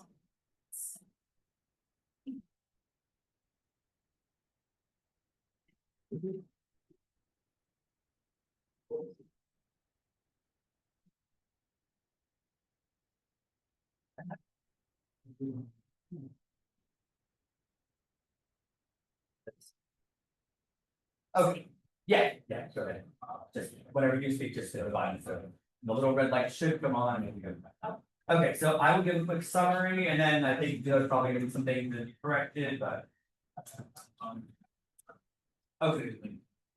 This is. Cha-Cha's Bar LLC doing business to be determined is seeking a on-premise liquor license in the premises located at 13 First Street between Bowery and Second Avenue. An application for an establishment up to 260 people, 21 tables, 106 seats. 2 seats at, including seats at 2 coffee bar, sorry, full kitchen with food preparation, food for normal operation, no TV, small computer plans to the background level. 7 on-premise licenses within 500 feet. This location was previously the Indian restaurant bar, which closed in 2025. The applicant owns and operates 3 other establishments in New York City, 2 in Lower Manhattan, 1 in Williamsburg, each holding a full license. There were 9 311 complaints on this location. Please action necessary since 2020. 50 residents live within 2 blocks, signed the petition in favor. They are proposing to operate a Southeast Asian cocktail bar and restaurant. Full kitchen, hours of operation, opening no later than 12, closing by 2 AM all days, and will close all after hours. night under the downtown New York City program. By 10 p.m., no speakers to monitors outside, we'll close any front door facades at 10. We'll play on the background for music only. We'll not have live music, DJ promoted as performances, VFM events to park is charged. We'll not apply for an alteration without CB3 no calls party buses. No unlimited drink specials, we'll not have happy hours, no wait line. Okay, so we're gonna hand it over to you and please feel free to correct anything that's been updated. Thank you. I'm Major here from Milwaukee Beach, and I have the principals and operators here with me. I have who is affectionately known as Papa, Ben, and Kyle. As you had mentioned, they are seasoned operators and business owners with establishments within New York City. They are the team behind Fish Cakes and also has a location in the city, Williamsburg, and Bangkok, South. They are going to be celebrating their 10th anniversary of Fish Cakes as well. So as you had mentioned, this is a full liquor license for a restaurant and cocktail bar. It is going to have background music. There will be DJ on occasion. That is an update in the packet there. And it will be at background level. There will be limiters on speakers because there's a very extensive clause in the lease with their landlord that it cannot go above a certain decibel. That's to make sure that no sound whatsoever leaves the premise. And again, it will be at background level, so conversations will be heard. It is more so to add to the upscale ambiance, and you'll see what we're talking about, but the atmosphere and ambiance within that has been passed out. There will also be soundproofing installed into the premise as well. There's going to be quite a bit of construction to be done, so it will be state-of-the-art soundproofing. And again, the landlord is very, very strict to make sure that the quality of life of people within the building is not negatively impacted. Again, that is their main concern. And I wanted to correct the operating hours. It will be 4 p.m. to 1 a.m. during the week. So that's Sunday through Wednesday, and 4 p.m. To 2 a.m. Thursday through Saturday. The thinking there is we know how the stipulations are worded, so doesn't mean that we might open earlier than that once the business is up and running and fully staffed. We have lunch, especially Saturday, Sunday, but again, this is what we're looking at for right now for the time being. And then if you have also touched on outdoor dining, which yes, there is an intention and intention to have outdoor dining, close at 10 p.m. That will be for quite some time, probably about a year or two, which we will at that time come back to you guys to talk about that one. And there is the possibility that doors and windows will be open. Of course, when there is or anything like that, again, closing at 10 p.m. when the weather permits. And no sound whatsoever will leave the premise. When there is the ability to have outdoor dining, there will be no music, no speakers outside. Sorry to still show here, but I would love to hand the mic off to the Tata to speak more about the passion and the vision behind the project. And also to highlight their experience and the works they have done for the services. I actually see one where they actually the question looks quite different. Looks like you in the revised packet, did you added private 10 to 20 private parties per year? Yeah, just like the standard that way, if they want to have the ability to do a corporate dining out. Well, that's, I think what and I didn't mention this, but I should have mentioned with the last applicant. We consider a private party as a full buy. Correct. So if you're having a birthday party in one section, that's not a, we don't consider that as a private party, it's a full buy of the entire space. And again, that is more so for flexibility, so it doesn't mean that we're guaranteed going to have 20 buyouts, but it allows us to have at least 1 or 2 a month. It's really for those holiday seasons where you don't hold me back into the May I hand off to Tasha, if you have any other I think that's the only thing that I saw that was little, I was just clarifying. I think everything. And I did, it looks like you maybe updated the seats, looks like the tables are 21 with Yeah, so. 94 seats. So that diagram right there, I'm happy you brought that up. You had mentioned that the maximum occupancy is 266. I want to stress that we haven't really mentioned having that many people in the seats all at once. So that amended diagram there. You had a large, very large kitchen here. and- Yeah, you'll see it's more than half of the premise. Sorry, I just lost my train of thought, but with the tables, it's roughly 20 tables and the seats are more around like 80-ish. Okay, I mean, you had on this revised, you have 21 and 9. Yeah. So it won't be any more than that at any given time, and the premise will have roughly 30 to 40 employees. Again, a lot of it is gonna be that manpower to power that kitchen, and just provide outstanding customer service and making sure that every single table is getting that one-on-one time with staff. And then you'll also see on that diagram, I feel like it's a little bit more clear level to see that there is also a vestibule. So there's never gonna be lines outside. Everyone will be brought into the premise. It will be heavily reservation based. They will allow walk-ins, but 85 to 90% of people coming in is a reservation. Sorry, very fun. Good evening. My name is Sharka One. I'm a last in the 20 years. It's my first and only here. When I first moved to New York, I joined Bangkok Super Factory and I was involved Michelin cocktail for exceptional cocktail in 2024. I am the only one of Thai bartender that been award this award, and the last one of New York so far, nobody won in 2025. So I'm still the only one there. And then before I moved here, I was running a group in Bangkok called Red Bull Group. In there, we have a one Michelin star restaurant called Kendra, unfortunately they closed beginning this year. And then we have Rabbit Hole, which is one of Asian restaurant. We won so many awards back in Thailand, and that's probably like the most famous scale that I run. The biggest scale that I run that made 2018 was the St. Regis Bangkok back in 2011, and then I am expert of CB3, building a high-end upscale cocktail bars, and this is always my dreams coming to New York and open something that's from Thailand, Thai people perceptions, opening some things here.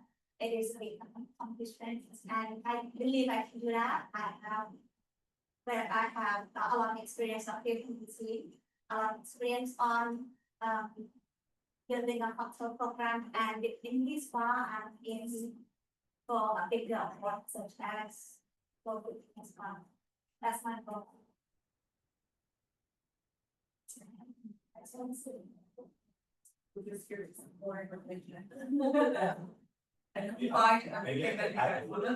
As a here for Chacha already, but as an operator, it's gonna hit 10 years in 2 months at which case.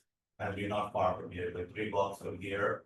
We don't want to just be making money at the location that we always want to be part of the community.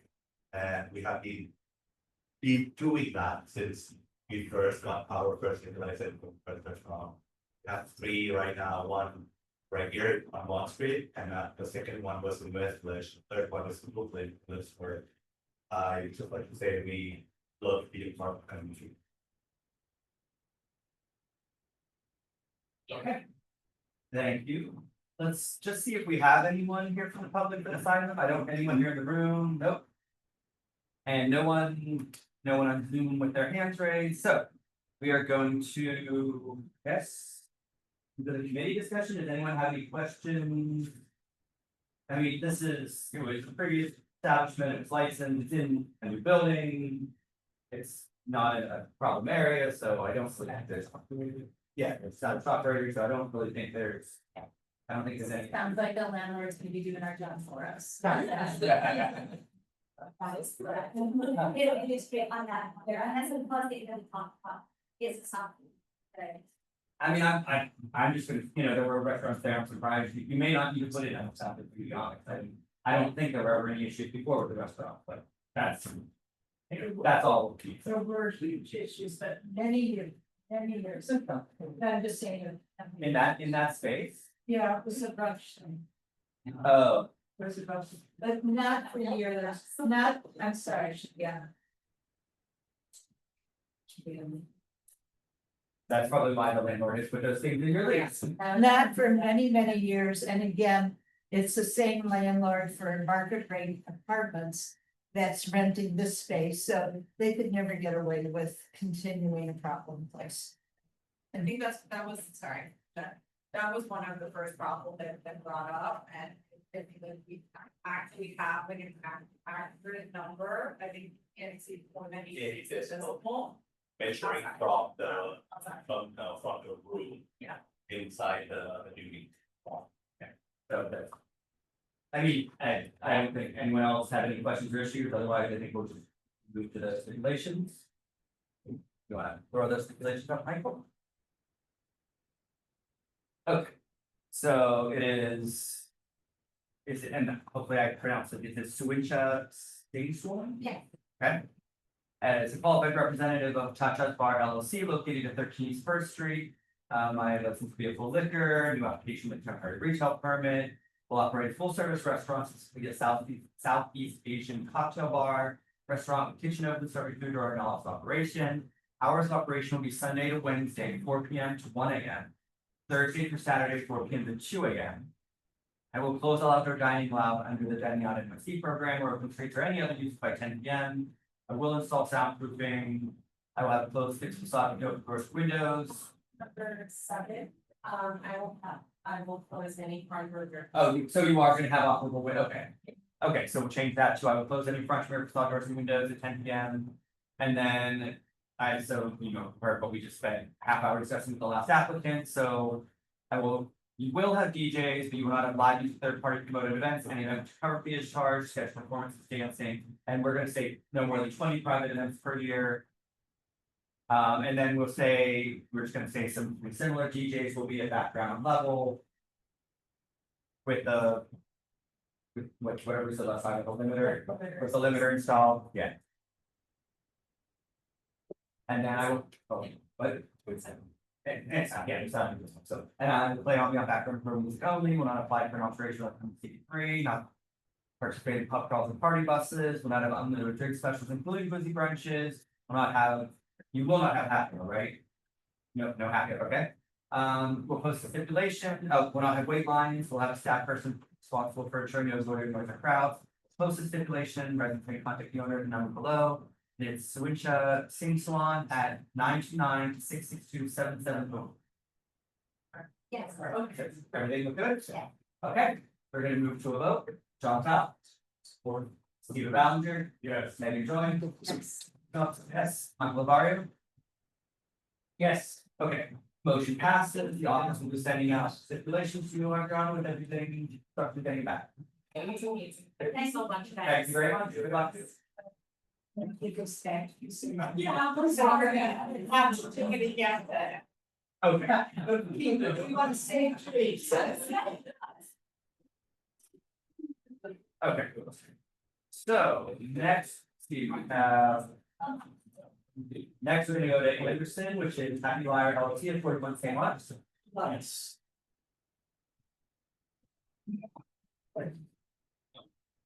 Oh, yeah. Sort of summary here, so, and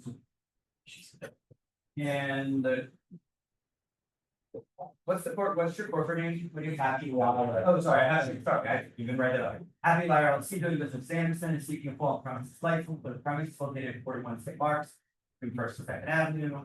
This is an applicant for establishment of 74 people with 28 tables, 56 seats. An L-shaped bar with 6 seats, full patient center for new north operation, no TVs, background live music. There are 50 on-premises licenses with 500 feet. This location was currently licensed as Mary Lou's. The applicant does operate another location in Brooklyn. There were 25 Group 1 complaints in this location with police action.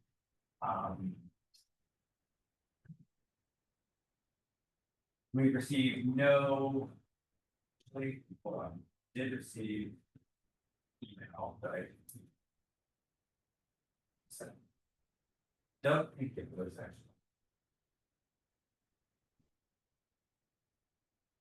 Sorry, no, it wasn't about this time, sorry, mixing up with another. So we received no, nothing for or against this item, 41 residents with links to blocks location cited in favor. They are proposed to operate a modern American restaurant, full menu serving food during all its operation. Hours will be opening no later than 8 a.m., closed by 2 a.m. all days. Close all of their dining allowed under the restaurants program, their dining out NOC program. By 10 p.m., close any front or facade doors and windows at 10 p.m. We'll play ambient background recording music only, but we'll play ambient background recording music and we'll have live music at background level. No DJs, no promoted events, scheduled performances, or any other cars be charged. Not apply from operation to CB3, no public calls for party buses, no unlimited drink special, will not have happy hours, no wait lines, post stipulation and provide a number of local groceries to call. Okay, so hand it over to you for anything. Like to. Yes, thank you, Clint. So again, Max Bookman, that's me, what you can see, that's the applicant. This is Happy Liar. With me are two of the three applicant principals on it, as you guys stated. George Riddle and Jeffrey Robbins, there's also Peyton O'Neill. Three of them are experienced New York City food and beverage people. They've been all three of them, this New York City's F&B bar restaurant industry has been their careers from day one. Jeff has worked in New York City restaurants for 25 years. Started sort of like a white hospitality industry so great. He started as a busser, he moved his way up to server, manager, to GM. He's now his own businesses. He's got two in Brooklyn.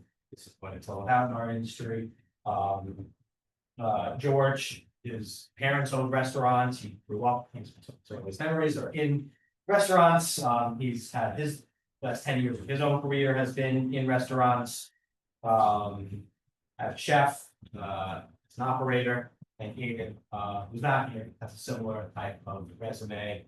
So these are food and beverage operators. So the premises is currently actually just as well as Shea Berry, but for more well known as Cafe Berlin. It's been there, a lot of restaurant out there, roughly on the border of St. Mark's and 7am. It's actually one in been there for 30 something years with a full on-premises license. And so this is a transfer application. These gentlemen are buying the assets of Shea, Mary and Blue. To entitle them to a faster type of temporary license because they're looking to open and operate quickly. But notably, their operation will look different from Shea, Mary and Blue in the sense that they're looking to go back to what everybody loved about Cafe Berlin, which is that they're going to be offering 3 meals a day, which is why their proposed opening hour is 8 a.m. because they're going to offer 3 meals a day. So we hope you see that as a positive and benefit to the community and part of the public interest. We're happy, otherwise, it would be something that would go well. I'm happy to answer any questions. Have was one person. Seriously. Okay, thank you, Max. Is there anyone here in person who signed up to speak? I don't think so. There's one person. Oh, So I'm here, oh, sorry. enough, I'm here in favor. You guys came online and did you sign in? I did. You signed in and I was submitted. Pretty loud. I don't know. No, sorry, Paul did, and I moved it over, sorry, I forgot, I'm gonna put you over in the finished pile, but you're. Oh, okay. Sorry about that. Okay, I'm Sorry. pretty much finished. In fact, earlier in the meeting, I was thinking, I was drawn to the parable of I felt bad because I had no shoes and then I had a man with no feet. What an amazing revelation. But I've known Jeff for many, many years as an operator of ways out in Williamsburg. The spot, it has always been a pleasure to be in, even though there's not a conversation there, there's never any loud. The food was wonderful. If it was ever not wonderful, it was ready immediately. He's a good operator. That's why I know him. I have a social connection now, but I know it would work. As you know, Mary Lou's, I mean, of those 25 311, probably 10 of them are mine. It was a nightmare. It was a nightmare. I'm not even gonna go into the rumored behavior. But it would be a pleasure to have people there that understood the wonderfulness of Orleans. And with that vibe, obviously it's 2026, not 1986, you know, things are gonna be what they are today. But the people in my building that I represent, we're for this applicant to have a full liquor license. Mainly because we feel that they won't use it. And you know it's a privilege. Thank you. Are you in the same building? Is that like? I'm 4 buildings away. I'm at 51 St. Martin's. So. Close enough for you discomfort. Thank you, and I don't see anyone online in hand raised. So I think Susan, So describe the outside area and what's in their property and let's get it on paper. Yeah. Because we're having lots of problems. with DOT. Before, so based on our conversation, we're gonna have to triple check this, but it's been represented to us by the landlord, and we've done some more initial research on our own to verify this, that the outdoor seating is within private property, which means it's not gonna, we're not gonna need a dining out NYC DOT license. That seems to check out. It does look like when you kind of stand there and look at the, you know, where the building's going to, this does seem set back. So we did disclose to you outdoor dining.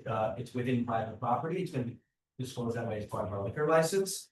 And we're not be applying to DOT because we don't need to. And Yes. we're gonna We're not part of the outdoor dining program because. but you're still agreed to close at 10. Yes, yes. Close yes. at 10. Yeah. We're having a lot of problems on this. And it's taking up way too much time. Is your mic on, Susan? Yes. So I would like to be very specific that the outdoor dining is within private property. So, And we'll close at 10. so under the SIP, should we say, you know, in a normal SIP, it says, I will close all outdoor dining out MMC program or any, we do say any other outdoor use by Yeah. 10 PM. But should we say, do you think we should specifically say?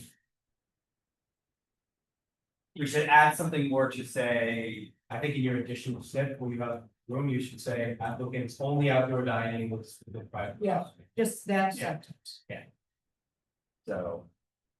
The outdoor, so outdoor dining, the outdoor dining will occur within the property, within the property line. On private property, that's repetitive. But- Okay. Okay, and so the other thing I was gonna ask you about was, when you said, what are you referring to, like, in terms of live music, what are you? You guys wanna talk about that? We could live music, you know, we've got live music. You put live music on your building. You got a mistake on it? I think recorded only, and there was like a thought that maybe that. Okay, so we'll just take out, so then we don't Yeah, need that's to, okay. we'll just take it out, okay. It's not, okay, I had it in this, we'll take out. They have their piece, their landlord says the PJ is allowed, I thought there was a thought for live music. Okay, so we'll just, so we don't need to, okay, I don't think everything else. I mean, but for license here, you don't have to. Have any other questions or issues with this one? This is the exact same situation last license. So, I meant to do this, but I forgot. Mary Lou's was advertised till 3. I don't know, I was gonna pull what we approved last time. I don't know what we approved. They're applying for 2. Yeah. So. I don't know whether Mary Lou's was actually approved for 2, but that's what they had posted at their hour. So they're applying for 2, I think. Even if it was on the fact that they're opening at 8 AM for breakfast, Yeah. to me, is such benefit to the neighborhood, I would give them the extra hour at the night time. I mean, I don't have an issue with it, but I think to answer your question, Stephen, I think pretty much everything else is the same as previous steps. You said the last app, you mean, because you just served chachas or the last one? Very. Oh, okay. We also couldn't find your steps with Mary Lou's. I also found that they were advertised till 3. I think that was before It definitely was at one point because it had been, when its first license it was in the 80s, now it's Yeah. what we're doing this. So this is a reduction of, what had been there, permitted only. Yeah, I'm sure it was touring at one point, I think, I mentioned, but it's, I don't think that. Mary Lou's did whatever they wanted to do. Yeah, no, they did. They sometimes go to fly. So I guess the only other thing, one other thing I just thought I was gonna ask about and clarify.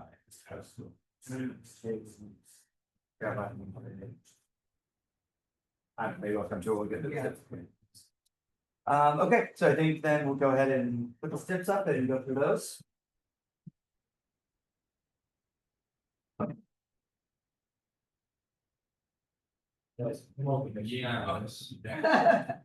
Okay, so it's I, George Riddle, is qualified representative, Happy Liar LLC. Oh, I know what I was gonna say. And this isn't necessarily in SIPs, but especially because you are having another space. The Riders Club and Cafe Mod have a tendency to get a little bit out of control, sometimes physically their outdoor stuff, so just be careful about it. Don't add to the problem, is all I'm saying. Okay, so back to the SIPs, my license will be a full liquor license, a new application. I will operate a full service restaurant, specifically a modern American restaurant, with kitchen open serving food during house operation. The hour of operation will be 8 AM to 2 AM all days. So. I would know, so still check off alcohol offer dining, because it says dining on New York, open streets, or any other subsequent uses by 10 PM. So, and then we're gonna put at the bottom, we'll put that other stipulation.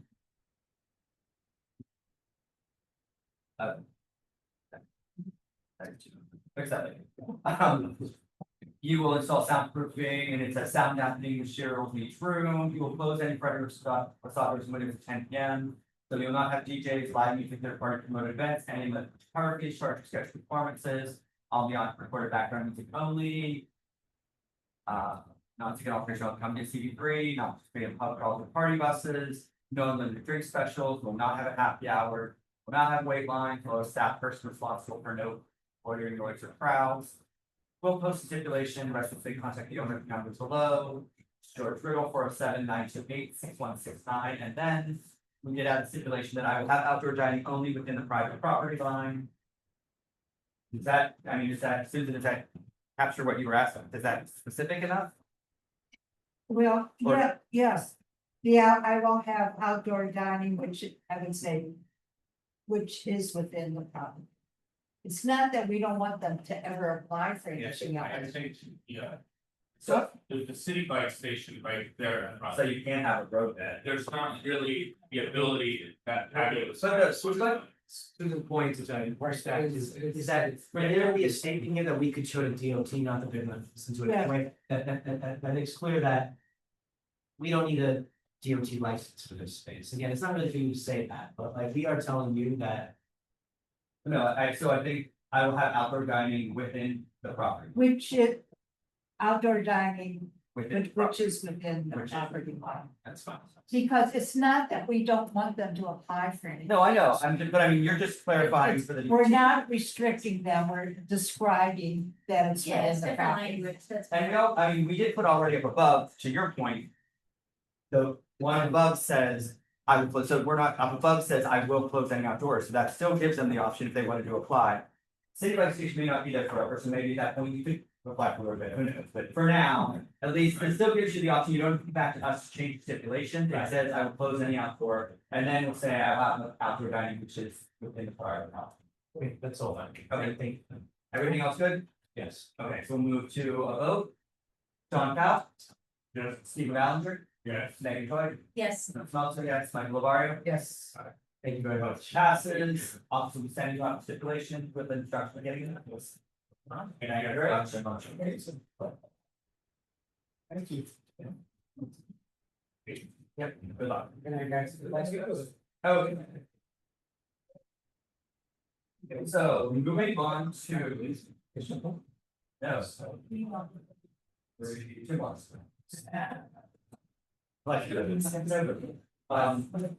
So we're moving on to number 5, which is friends with benefits. At 62nd Avenue.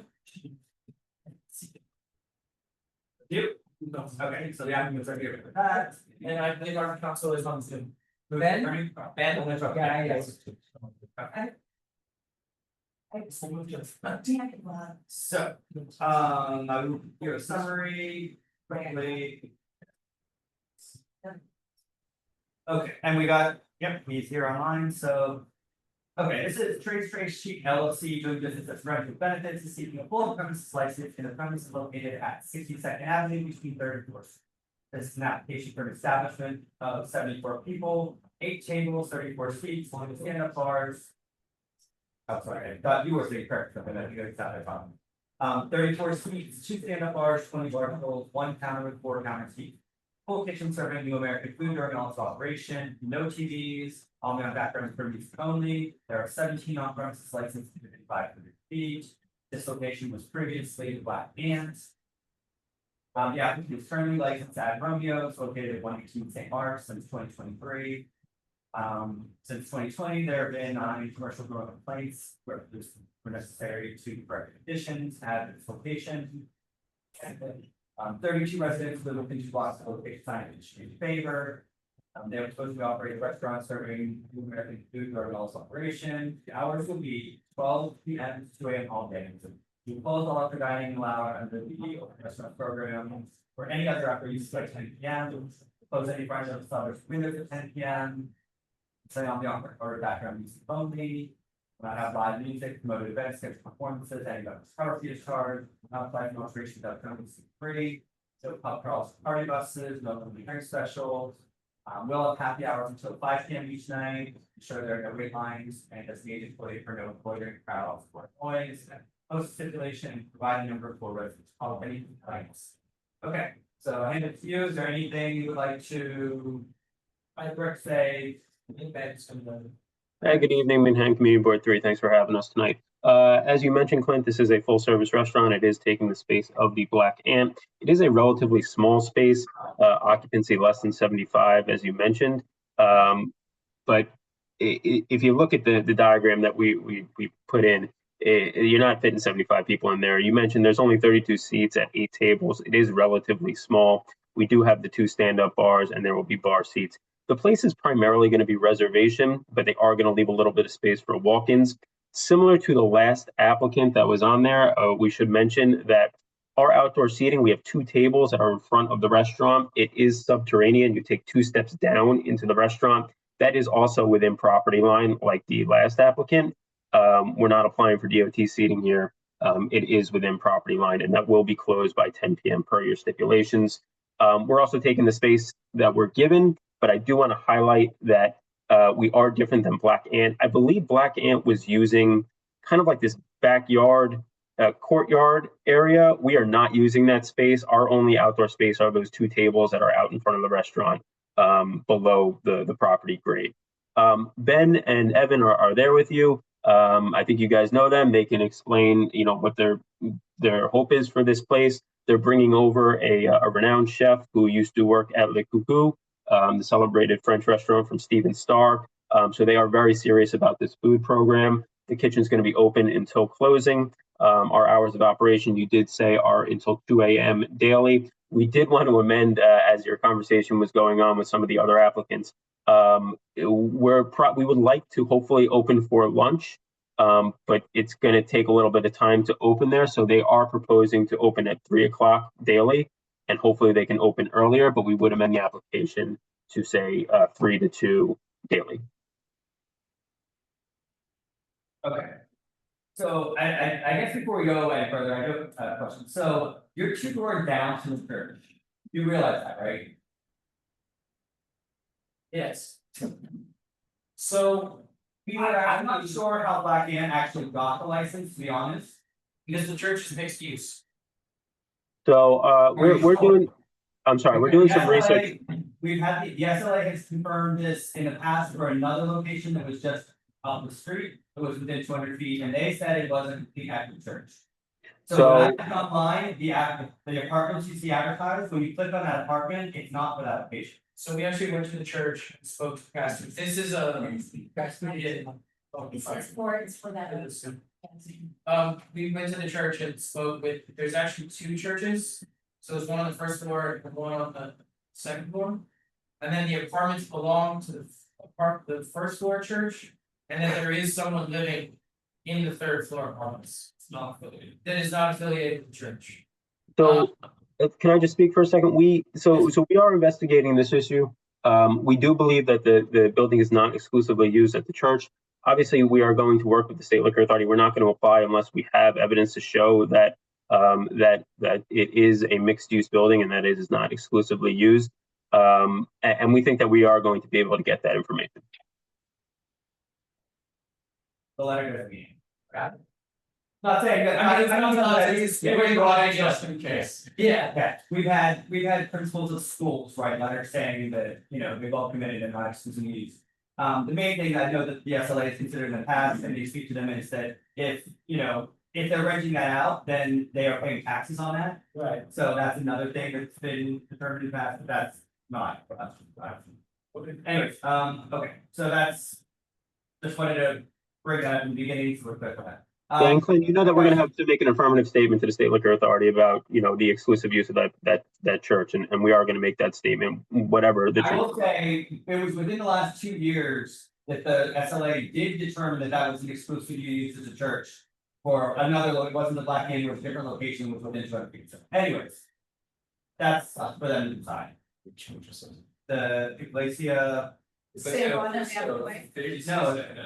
No, it's on Second Avenue between Third and Fourth. I thought it was. It is, I mean, they determined before it was. It is a church. It is a church, but they're saying there's an apartment on the third floor that they rent out, not associated with church. Who says that? True. So we've had conversations with the church where people have said that that is the case. Getting somebody to put that on a piece of paper and sign an affidavit is a little bit different, but we are working towards it.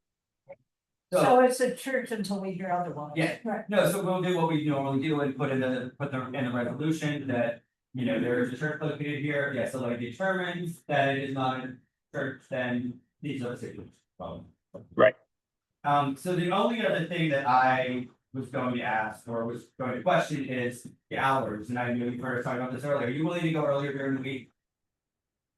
The 2 a.m. is important for us for a few reasons. One, it is such a small space that every table turn really does count, and I know that a lot of people say that, but it is really important for this space.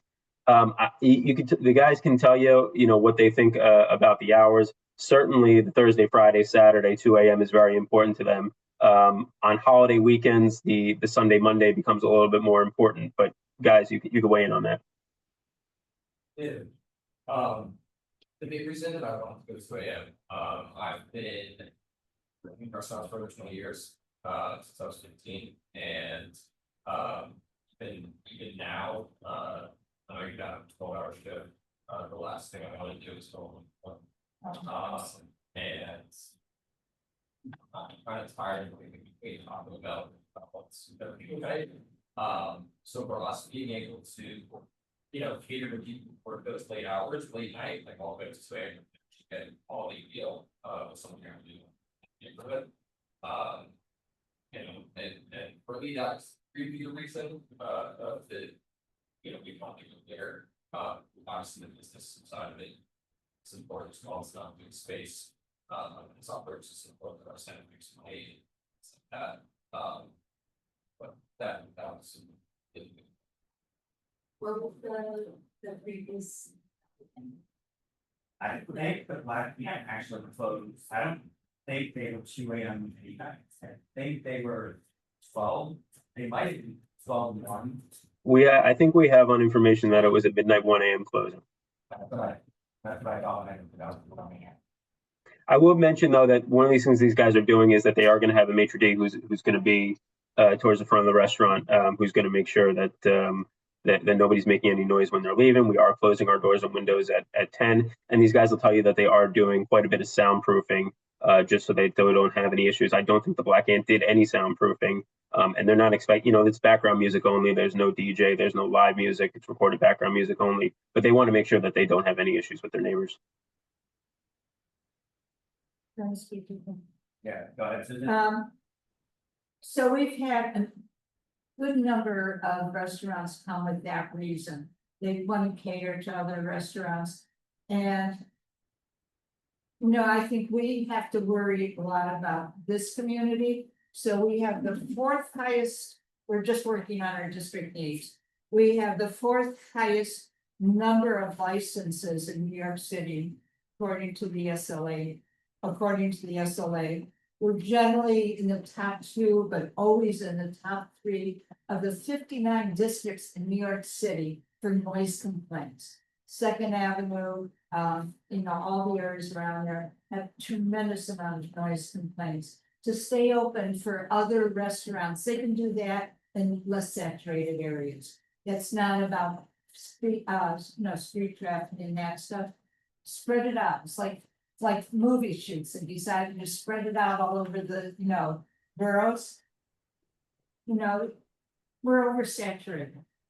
I understand that, but I think due to the oversaturation, you have such a high number of hospitality individuals in this neighborhood.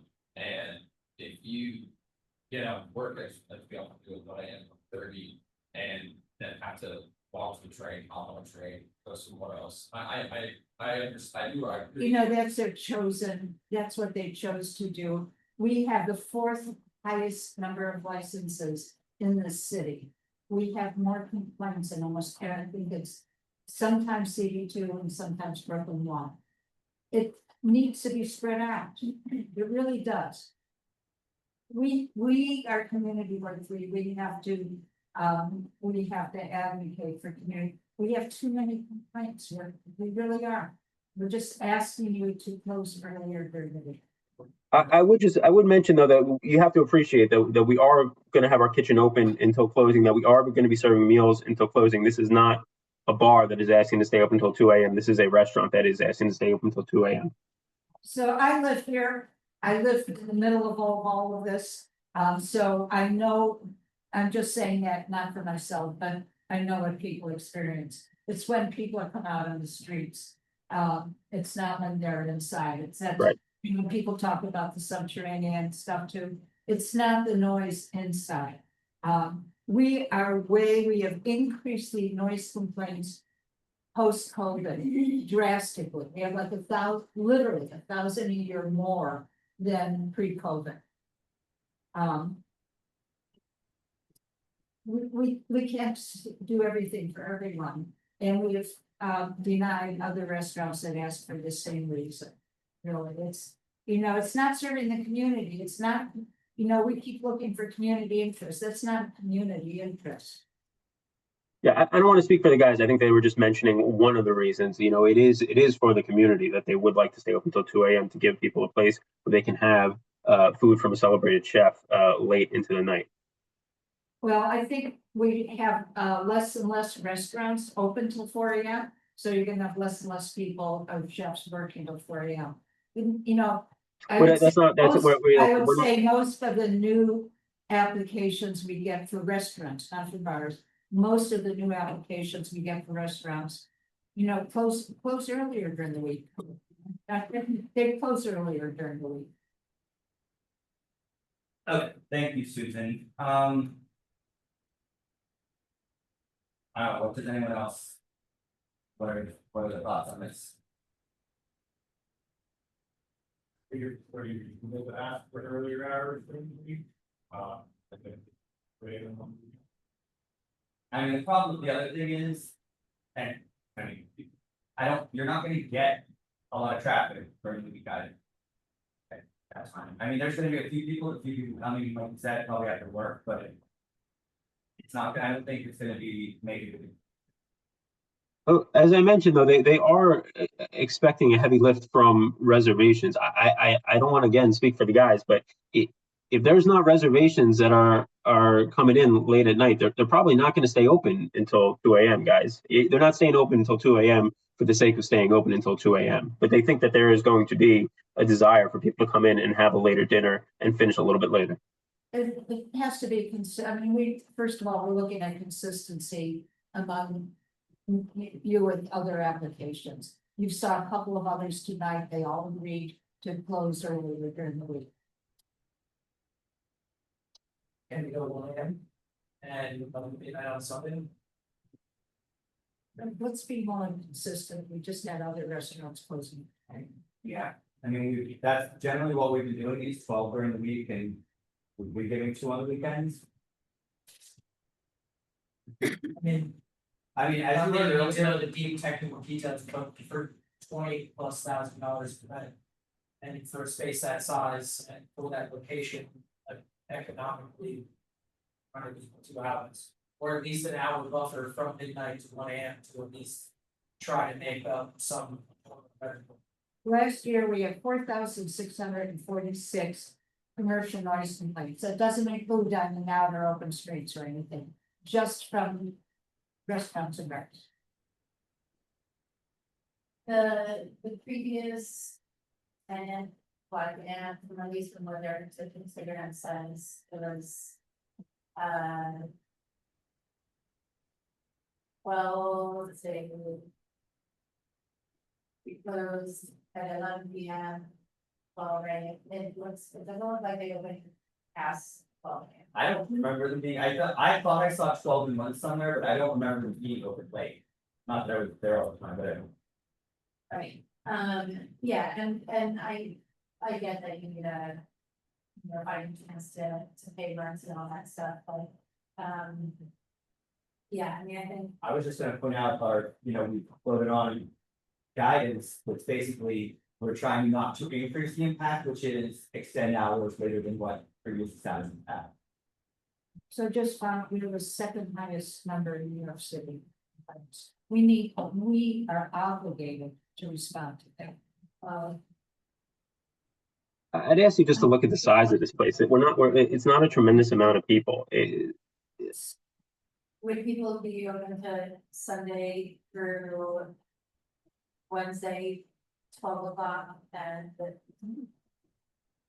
to Thursday through Saturday? It's more consistent with that. I'd be fine with that, that's what we've been doing. I just think we feel that. And that's what we've been generally doing with other places, not just United, but in general, we've been. That's 2 more hours, 3 days a week than previously. Yeah, we're still extending our events. I mean, technically, I think we're giving them 1 up hour, I think they might have been approved to 1, but I think they were probably crazy before that. Have the questionnaire for Black Camp. This one too. What was it? It was 12 and 2. Yeah, 12 Sunday through Thursday, 2 Fridays and Saturday. I'm pretty, actually, I know they weren't open even on Friday and Saturday until 2. Yeah, right. But they had that was their limit, so.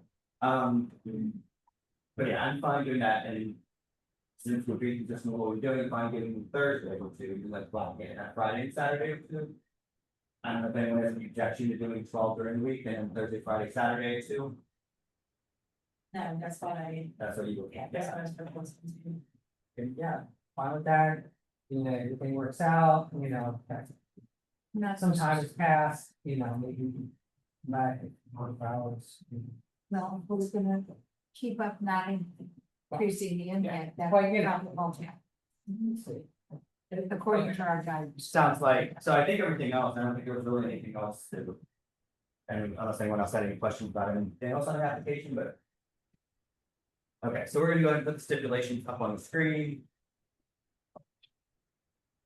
Oh, wait, hold on, someone has their hand up, did we have someone did we skip the public for this one? I don't think I asked if there was anyone from the public here, I think we were just talking. Elizabeth, were you here to speak to this item? Yes. Okay, sorry, I skipped you in the beginning, do you wanna go ahead now? Yeah, I just wanted to say that these owners are really responsible and they are great for the community. They really do so much for the community, and I think that this would be an excellent replacement for the Black Ant space. I love the Black Ant. I love their other establishments, and I think that it's really exciting, and I think it would be actually very great for the community. Great, Thank you for your very time. much. Thank you for that. Clint, I don't think you asked about private events, but it's not a big part of their business, but I think that they would like an average of 1 a month if we could do 12 a year. I don't think does anyone have an issue with that, I don't. He said they're gonna do 12 per year was what you're asking for? Yeah, full buyouts. Right. But you could ask the guys, they're not even planning on doing that. Yeah, it's not something we're planning, but, Yeah, if it and happens, and we don't wanna turn away. Well, and it is a small space, and I think you heard earlier that we consider a private event, it's a full buyout, it's not gonna take much for, full buyout. So, yeah, and I don't think anyone has any issues with that, so. Okay, so we have screen I, Ben Yabro as qualified representative of Trace Sheet LLC, located at 62nd Avenue. That's gonna be a full liquor license, will be a new application. Will operate a full service restaurant, specifically a new American restaurant, kitchen open serving food during also operation. Hours of operation will be Sunday to Wednesday, 3 p.m. to 12 a.m., Thursday to Saturday, 3 p.m. to 2 a.m. As you heard earlier, 3 p.m., but you can open, if you want to open earlier, so you have business. The goal was new, but we realized in the previous conversation, what you were saying, you also have to double your staff. Yeah, that's it. Yeah, and we don't wanna lock you into 12 and then you see that you don't have a business. you know, That's what we weren't very good, so your car show earlier, we thought that was the purview, so you could open. So Yeah, no, we put open by, but open earlier, great. And that's the goal, we want to try to, at least do some form of like, purple lunch business. And then, so I would close all outdoor dining allowed under the dining out in the sea or retreats or any other subsequent use by 10 p.m. We will put the same stipulation at the bottom like we did for the last place, just because I think Susan said that's becoming more of an issue with DOB, so that least make it clear for you. That helps. Anything to help make things more clear for DOT sometimes. I will not play, so I will not have DJs, no live music, third party promotes any event which cover be a charge, strict performances, dancing, no more than 12 private parties per year. On the outdoor background music only, not flag and alteration coming to CB3. No party buses or pub crawls, we'll have a happy hour that will end by 5 p.m. Your happy hour is ending at 5 p.m. Is that? Well, because we were originally, like, it's probably gonna adjust, but it's more so not alcohol driven, it's gonna be like food and. Okay, but I mean, you wanna leave it at 5 p.m. then? Or do you want? Can you do it to 7? I'll just be. Yeah, just, I mean, Just in case. that's a minor thing, but I think that's more of an SLA thing too, so, yeah, so we'll just say we're happy hour and. It's not like a boozy happy hour, we want to like promote like, a sandwich and like stuff. We're fine, we don't have a big issue with happy hour, so. So you'll have a happy hour that will end by 7 p.m. We'll not have wait lines outside, we'll have a staff person responsible for ensuring the order ignores the crowd. Post stipulations, vital for license, resume, contact the owner at the number below, Ben Yabro, and it's 404-401-1951. Oh, and then we're gonna put the stipulation at the bottom, the same thing we did at the last one, which was, what's the wording? The outdoor dining is within property. Okay. They'll have outdoor dining, which is within private property. Maybe that. Thank you. Thank you. Were you gonna say something then? Sorry. Nope, just thank you. Okay, and then we will be putting, so this is the stipulation we signed, but then we will put in the resolution that we sent up to the SLA. That, there is, we know there's a church 2 doors down, if the SLA determines that it's without, blah, blah, blah, then we stipulate. And then that's up to them to make that determination based on assurance. Okay, so we're gonna go ahead and move to a vote. John Powell? Can you just, I'm sorry, it says license category, new application with temporary retail permit. Can you? Oh, yeah, so can you change the category? Yep. Perfect. I think we should probably just make the whole, in the categories, we should probably just take out new application and make them all new application and temporary, because I think everyone's going for that. Will there ever be someone just applying for a new application? Not and not- everybody is, can apply, it doesn't apply to everybody. I don't think everyone's gonna. At this point, it pretty much applies to everybody.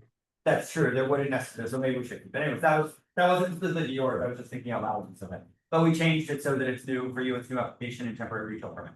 Okay, so. Okay, so it's Stephen, Megan, Joy. Yes. Yes. Lance Meltzer, yes, Michael Lavaria. Yes. Okay, motion passes, so the office will be sending out the certificate of instructions and signing and getting back by. Whatever, so date. Thank you so much. Thank you. And we do have one more. You're jumping the gun there, Susan. I was trying. Not out of here yet. Thank you. Okay, we have one last item. Thank you, Russ. Thank you. Okay. So the last item is number 8, Jones Street Wine Bar. I'm assuming the applicant is online because there is no one here in person. We have Laura, Ryan, and Nick. Are you both the applicants? Or maybe Nick was not, but Laura, you're the applicant for Jones Street Wine Bar? Yeah, I'm the attorney. I represent Nick and Ed, and I believe Nick is on as well. Okay. Yes, he had his hand up today. He first Okay. but now we got him promoted. Okay, good. Okay. So as you've heard many times, I'm gonna give a summary, then I'll hand it over to you. So Jones Street Wine Bar doing business as Jones Street Wine Bar LLC doing business as Jones Street Wine Bar seeking an upgrade to a full on-premise liquor license in the premise located at 122 7th Street, Main Avenue and First Avenue. It's an application for an establishment of 74 people. It has a 30-foot bar with 16 stools, food preparation, serve food during all hours of operation, 1 television with background level stream music. There are 63 full on-premise licenses within 500 feet. This location is currently owned by the applicants with a beer and wine license. They have been operating at this location since 2024. There have been 1 commercial growth protected police action since the last few years. We received, I have received nothing or no residents of British or anything for or against this item. Sorry, trying to ones here.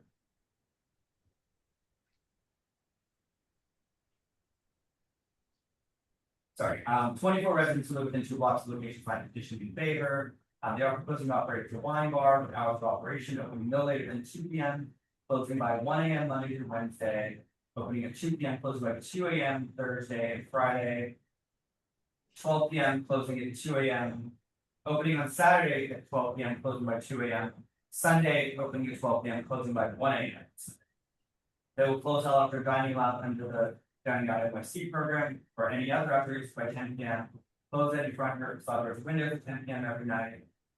Play all non background for music only. We will not have live music. DJs, promoted events, no sketch performances, or any photography charge. Will not apply for alteration that comes to CB3. Will not have pop crawls with party buses. Will not have unlimited specials, including food brunches. May have happy hours until 7. Ensure there are no wait lines. Designated employee for during the ordering or the crowds outside. Okay. Is there anything you would like to say, add, correct, change what I just summarized? Sure. No, that was correct. Just so you're aware, the establishment takes up 2 storefronts essentially right next to each other, and this class change application is just for 1 of the storefronts. Oh, okay. Yeah, so the front with the bar inside, the 16-seat bar. Yeah, no change in hours, really no change to anything except for the license class change. It's a small store, it's about 600 feet. And we've gotten almost 50 signatures in support. We got a few over the weekend that we hadn't shared today. And I might send it over to Nick just so he can explain kind of why we're doing this class change and what he's found that his customers are looking for, because it's a little bit different than just adding cocktails. Hi, everyone. Can you hear me? Yes, we can. All right. Sorry, I'm having a hard time with the video coming up, but you can hear my voice, so that'll work. Just to keep it quick. We've noticed since we've been open the last, I guess, a little over 2 years now, I mostly have a lot of couples coming in, or double dates, things of that nature. A lot of the men in particular are more, cocktail driven. It seems to be. We would just like to sort of have the ability to sell, simple cocktails, nothing big, no shots, no beer in a shot, no Long Island iced teas, things of that nature. I think there's enough bars in the neighborhood that have already kind of got that cornered. So we're more interested in doing simple classic cocktails, things along the lines of different martini ventures, some things like Genepe de Alpes, stuff from the Alsace region, different vermouth based cocktails and aperitifs, nothing too chaotic. It's most of our guests are in their 30s to 40s. They're looking for a quiet place, something different from majority of the bars in and around First Avenue and Avenue A. That's probably why we have so many signatures on our petition within even the block or two. I think, like she was saying, we have almost 50, I think they really appreciate, a more relaxed environment to come and be able to have a cocktail and not get, berated by 25-year-old kids that are looking to, kind of party. So that was our interest in just maybe adding liquor to be able to, have some simple cocktails to offer, in addition to the natural wine we serve. Okay, so I have one question for you. Generally, I don't think it's been a big issue, but I know you mentioned the hours listed in your application, but you said you're not changing the hours. You were only approved for closing at midnight every night. I think, I'm sorry, I couldn't hear you. I'm sorry. The hours that you have listed in the app on your application and the hours you have on your website are later. We were initially till 12 and then we reapplied for a 2 a.m. on. Yeah, we applied for a method of operation change in, I'd have to get the exact date, but it was after the initial meeting, which was in, I think, late 2023 when we met with you. But I know that there was a method of operation change to change that. There was. So I found, because I searched, because I wanted to make sure that didn't happen. I didn't find any record of that. Would you come to the community board? Did you come? Yeah, yeah, we did. I just pulled it up on my end. Hold on, I'll double check. I looked earlier today because I wanted to make sure that that wasn't the case. Yeah. If that was the case, but let me see again. So I have that the CB3 resolution is dated May 28th, 2025. Oh, hold on then. Maybe I missed that. I hope you're right, because that will make things simpler in some way. Okay. Yeah, I have it. She said 25, so maybe I didn't search that. You said it was May of 25. Yeah, May 28th, 2025, and it looks like we have signed stipulations also from May, but these are dated. No, you are. I'm sorry, I completely missed this. I think because I didn't remember you coming into 25, so that was just my fault in my memory. So I searched through 23 and 24 to make sure. Yeah, I know. Yep. Okay, so let me just confirm the freaking stipulations here. So your stipulations that were approved in May of 25 were confirm that.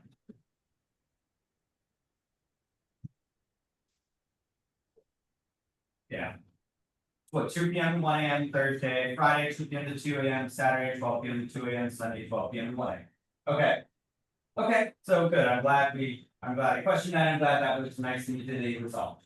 Okay, so other than that, I don't have any other questions or issues with this. Does anyone else? I think it's a pretty low impact bar. Been by it any time. Yeah. Okay. So I just going to go ahead and put the stipulations up. So really the only thing you're making a change to then is the changing class from a beer and wine to a full, correct? That is correct. Yep. Okay. So we're just gonna go quickly through these stipulations, but it's I, Edward Carlson, as representative for Jones Street Wine Bar LLC. Located at 122 7th Street, my license will be a full liquor. My category, this will actually be a class change. Yeah.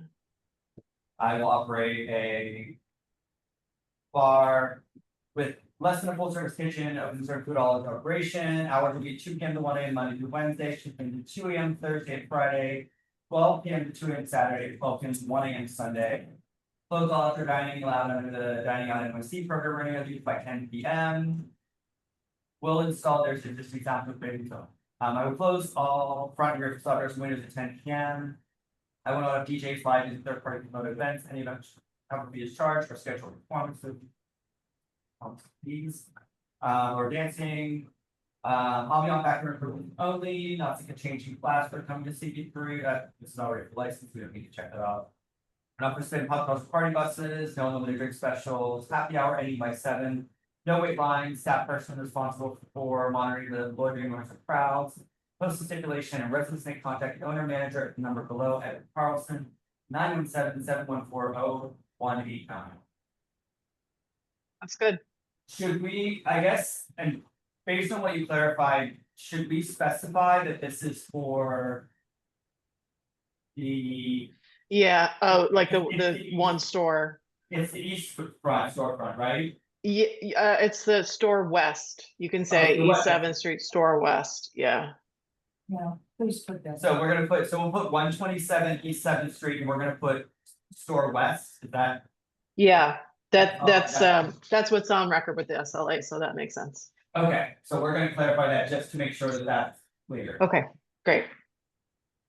Okay, anyone, everything we're good on that, anything else? Okay, and oh, we did it, you know what, was there anyone from the public speak to this? I think I skipped over that, sure. No, see, no, okay, great, okay, so we're gonna move to a vote, John Bell. Yes. Steve Ballinger. Yes. Megan Joy. Yes. Vince Meltzer, yes, Michael Lardo. Yes. Okay, motion passes, the office will send this out with instruction on signing, getting back to us. Thank you all very much. Thank you very much, have a good night. Everyone, have a good Have a night. good night. Thank you. Did you read this one? I did if you were quick to say. Did you? I thought it was there. I thought, well, actually, it's up there, it's actually before a while. No, it does have correct changes, it's just not on the first page. Oh, So what are the number 1, 2, and 3 most amended licenses? I don't know, I think Brooklyn won. Oh, from the SLA, I don't know, I'm just knowing our complaint.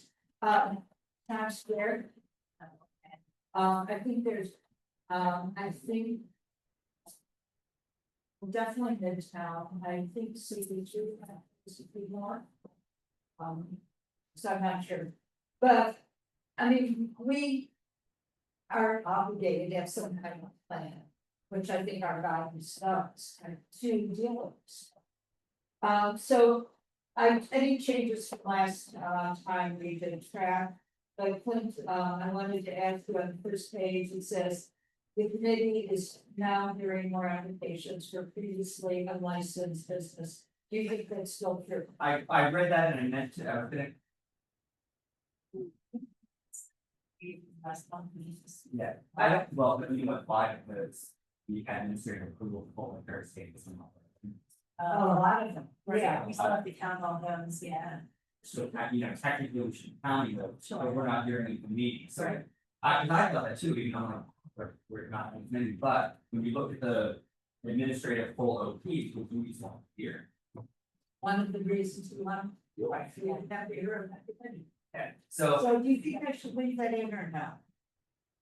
So you know what, I mean, I didn't do the research on this to find it out, but when I read this, my first thought was, I don't know if we're hearing. As many for previously unlicensed, what we're hearing in lot 4, I feel like we're getting a lot of upgrades. Hour extensions and upgrades, it seems to be what we're getting more of, but I didn't do the research to confirm that. Does that seem right to anyone else? I've found the phone. But I don't know if we even mention that something. Well, it's really more than things happen there, I mean, message.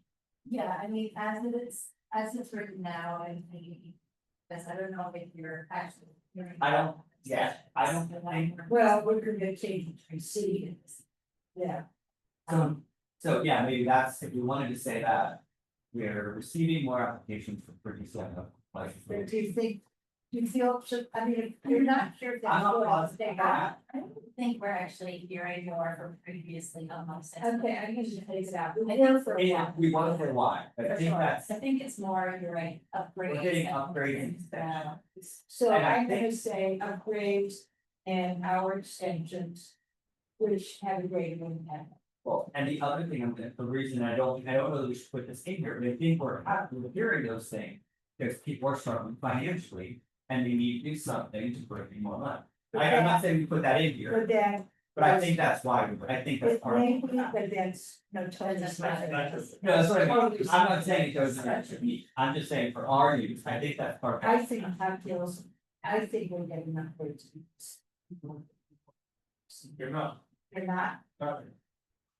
they used to, I think when people go to restaurants, they used to drink wine. I think people get. People are drinking. There's drinking less overall, but as far as what they're doing. You don't think they're drinking more cocktails than where they used to drink wine?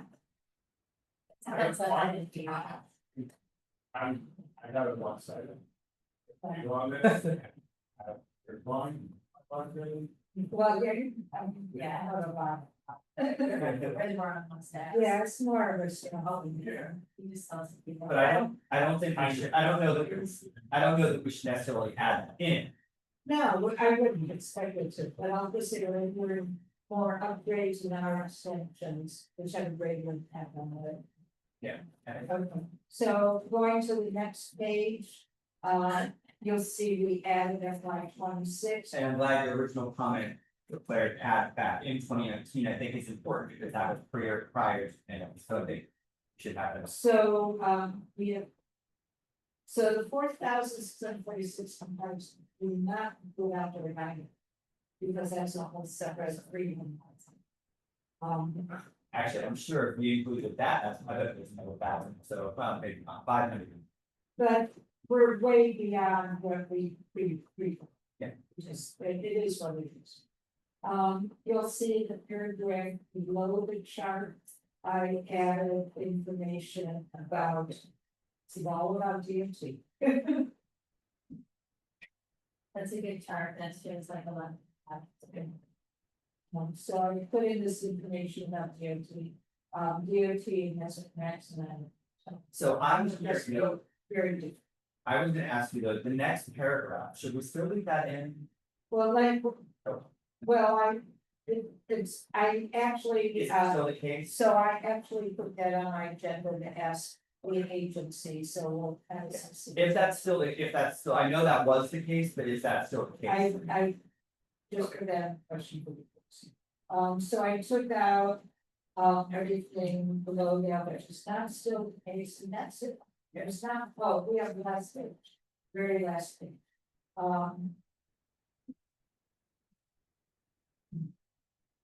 The only thing, and I don't know. I added in about our walkthrough, I took out the walkthrough from last year, and I put in, it's one of the people said to my, I was like, oh, this is. I wonder, Who that was, the woman who came in, like, to talk Yeah. about the. no, that was someone on, it was someone online, Yeah. Elizabeth, I think. Yes, it was. Should we, what I was wondering though. This is what I was gonna ask, and this is my thought from earlier today, and this is what I asked you the other day, should we put in here something about? Lack of enforcement or the need for more enforcement? Do you specifically for? Yeah, it says right here, the need for. It's all. Well, DOT inspection of enforcement. it is, yeah, but I just wonder if we should put. If we should, there's, Exclamation point. This is, well, we're saying that we need, well, and but without bashing DOT, I feel should we put more in there? I just, I think we're saying. yeah, I mean, you said, additional. I said there is a need for DOT inspection and enforcement. Does that not say it? Yeah, but I'm just wondering if we should say something. Urgent, What that urgent need. I think, well, I mean, you we're say, going to put in what I would like to put in our budget report, so we have questions for the agencies. Or funding for more inspection. so maybe it's to include that, but this is probably something I think for just. So what's going on right now? It's not just need for. That's kind of what that's what I was trying to think, but I don't know how to say it. Well, so when we're talking about DOT is now going out and giving violations for unlicensed sidewalk cafes.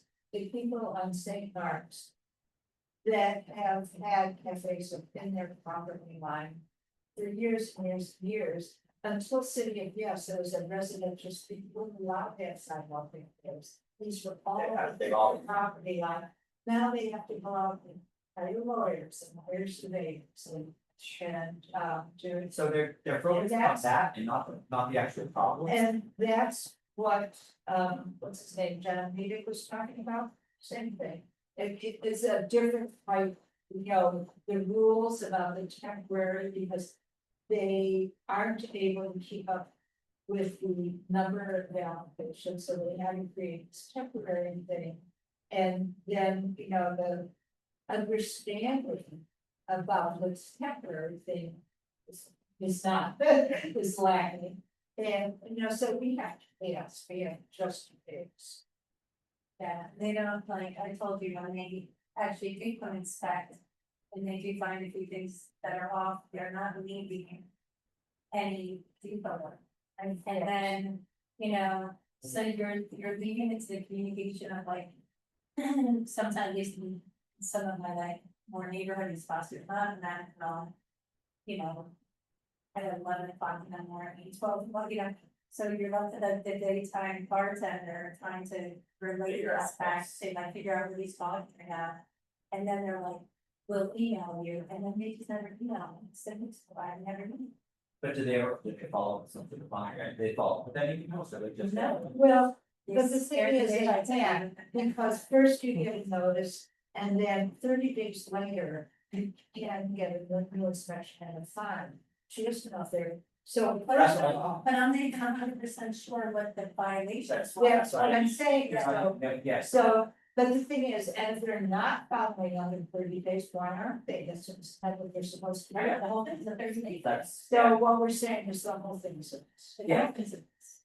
it's all, of it. So that's, I mean, and we say that, I was just wondering, if we should say more, but I, No. without it. No, I think we're succinct.